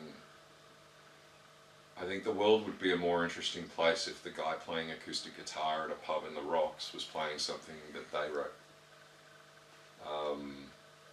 I don't have a problem with that man making a living, but I just sometimes find that it can be quite soul-destroying to musicians to not be able to play their own material in any environment.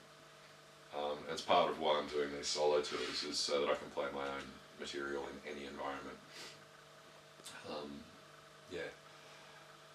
Because it's difficult to do, but difficult isn't impossible. And I think that there's a living for a lot of musicians who can't make a living at the moment outside of that. And unfortunately, a lot of it requires people to beg from the government. They're getting grants and stuff like that. If you want to make anything original. Sorry, excuse my cough. It's alright. Because I've been sick for the last week, so it's been I'm quite loving being awake today. I think that there's a lot of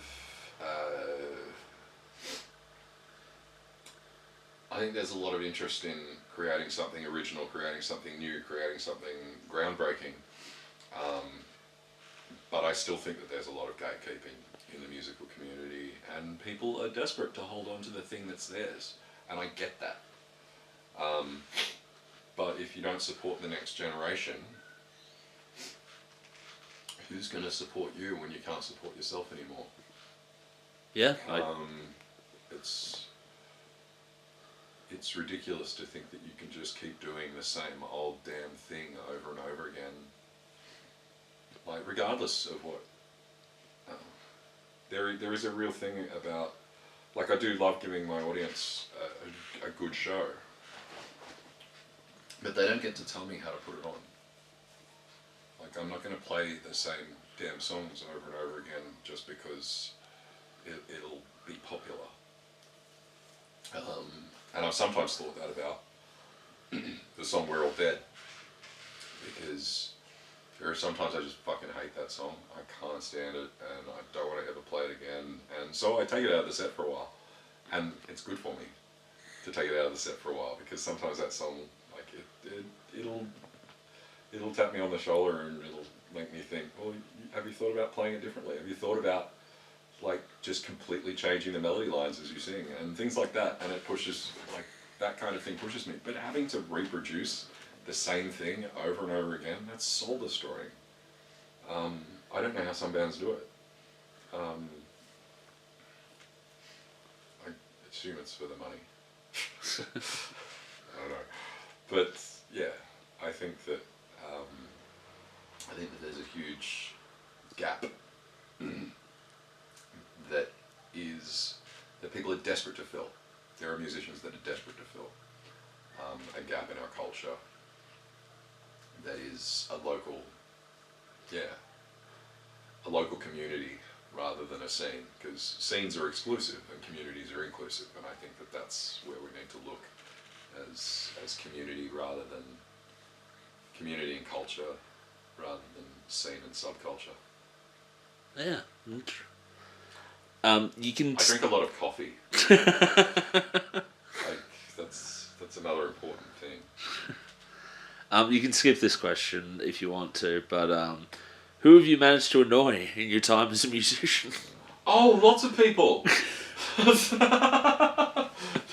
No, don't tell me to skip the question. A lot of when I've asked that question interviewing other bands, are like, we haven't really annoyed anyone, so that's the reason why. Oh no, heaps of people. I'm sure I've annoyed heaps of people. Yeah, totally. As a musician, I'm terribly annoying.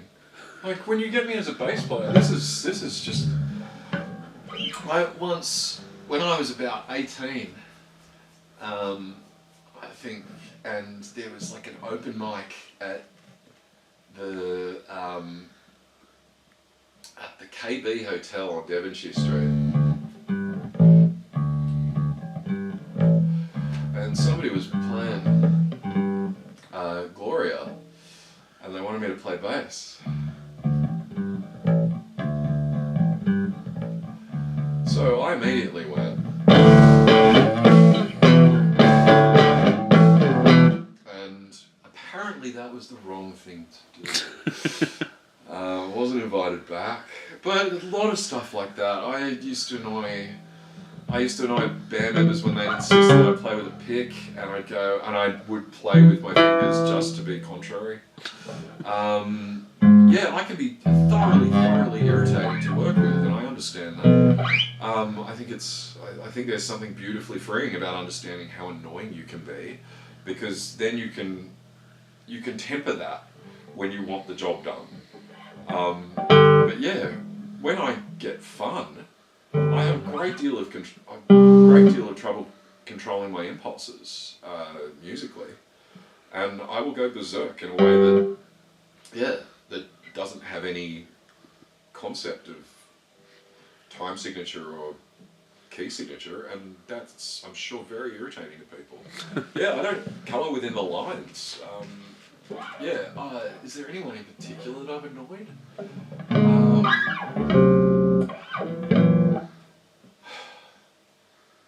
Tim Friedman once said that my lyrics were typical pretentious inner west lyrics, which is funny considering he's the king of that. But, you know, I don't think I've annoyed any Wiggles yet. But, like, I'm shooting for that, because I did a kids album last year, so, you know, if Murray's up for a cage fight, I'm prepared to lose. I've annoyed, I don't think since I stopped drinking, I've stopped annoying people as much, which is about 6 years ago. But before then, I could be out of control. Because I had no off switch. I had no ability to be able to to temper my drinking, to temper my behaviour, all of those kind of things that I think is a good precursor to, like, I was not an easy to deal with person. I was not necessarily a good person. I did some, I behaved poorly, and you're going to annoy people when you behave poorly, but you know, it's still part of my past, and you can't run away from that. But yeah, it's, I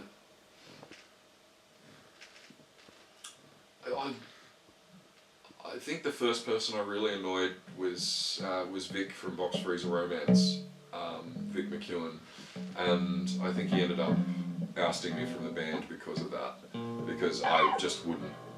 I wouldn't pay enough attention to direction.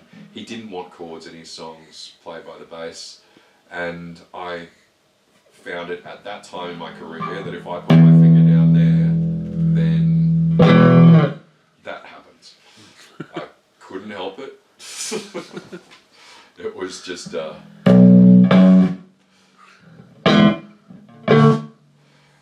and now it's a cute little part of my technique. But yeah, I'm sure I've annoyed lots and lots and lots of people. I was very drunk. I was supporting Big Country, and I played our support slot and got stuck firmly into some spirited liquor. And one of the members of the band invited me up on stage and pulled up a chair, and I just sat on stage on the chair, and then security kicked me out. And then, yeah, that ended up in me losing my spot in that band, which was sad, but it's a funnier story than it was at the time. Speaking about funny stories, any crazy stories or places you've played whilst with the Blue Eyed Ravens? Blue Eyed Ravens stories, because Blue Eyed Ravens has happened during quite a therapeutic time in my life, but I once put on a Halloween gig at the Servo food truck bar in The Gong. Yeah, in Port Kembla, and I had Dweeb City on the bill with me, and they were renowned for dressing up as like alien women, and they even gave birth to like alien babies during their sets. It's pretty funny. That's rad. But I didn't have a costume because like I was just the guy that dresses in black all the time. So I put on a wedding dress and a bunch of clown makeup, and that was the first time that I ever did the clown bride thing. That was a funny night because I was both a Blue Eyed Raven and I was the clown bride, being born for the first time, because that clown bride thing has turned into a strange thing. But yeah, I think there were some crazy times in the early days of playing music in the late 90s, which always involved alcohol, possibly drugs, me hanging out of sunroofs. I remember hanging out of a sunroof in Melbourne and handing out pages from a pornographic magazine to passers-by and just telling them like that, you know, I was spreading the good news. And yeah, that was weird. But yeah, there was another time when we tried to tour to Melbourne and the car's starter motor broke in Goulburn, and it was desperately cold. And we ended up not being able to get to Melbourne. It cost me a lot of money, but we spent that weekend in a friend's farmhouse just enjoying fires and hanging out with each other and playing with a dog and just being like, yeah, being on holidays instead of playing a tour. That was really fun. We played like a show in Canberra and then went back to Goulburn to go and stay at this farmhouse, and then we woke up in the morning and yeah, the car was just broken. There was no way of fixing it. There was, other than to get it towed and to get it and to pick it up later date. But yeah, getting frozen in Goulburn was a good one. There was another time when we were driving back from Melbourne with Box Freezer and the alternator broke on the Tarago, and we were driving and at night, and the battery started powering down to the extent where the headlights were dimming. And I had to have my head out the window while it was raining with a torch on the white line telling him which way to veer at 110. And we ended up rolling into Mittagong, and the battery finally died, and we stayed in the car that night playing chess. Yeah, it's mostly misadventure when it's things like that. I used to play in a doom metal band,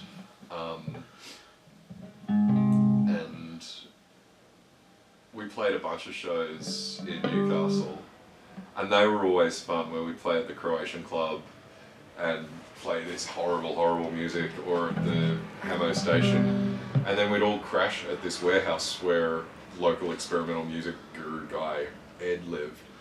And I remember being, 38, 39, and waking up on the floor not knowing where my shirt was,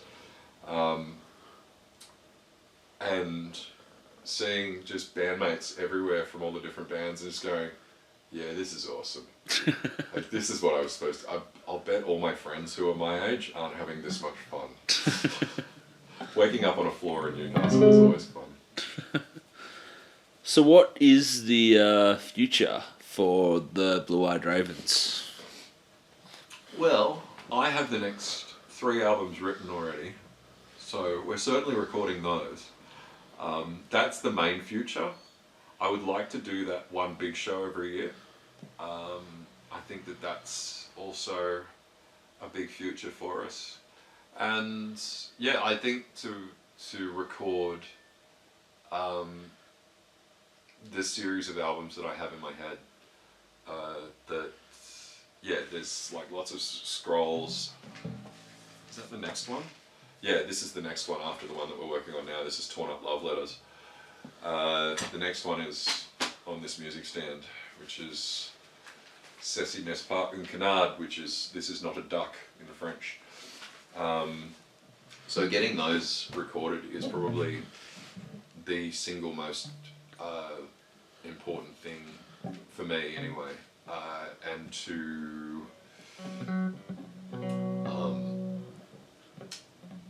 touring has become too expensive to do as a band.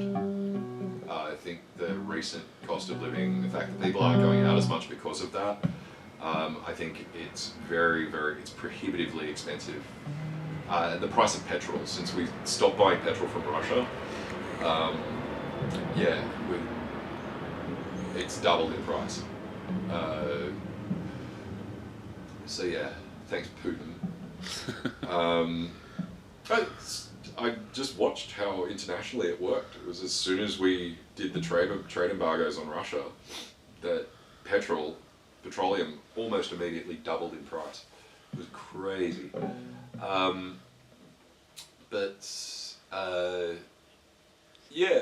I think that touring will happen if we can get the kind of governmental support.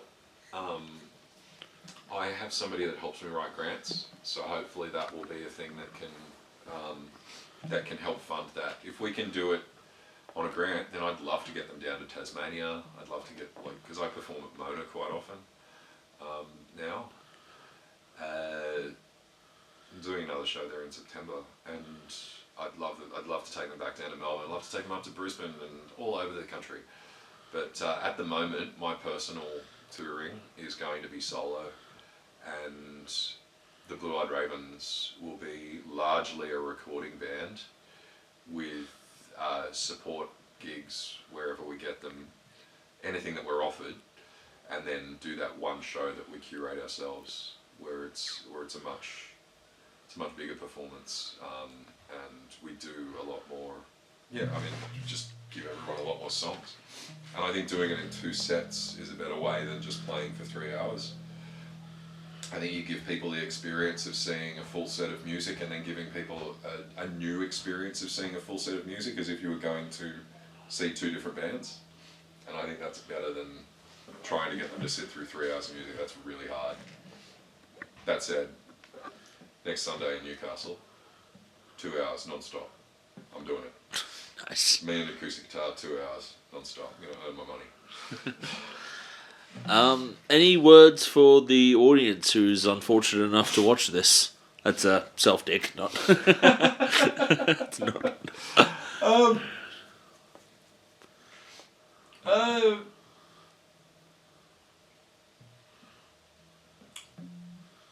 My words to any audience at the moment is that remember that what's on that stage is not just 45 minutes of music.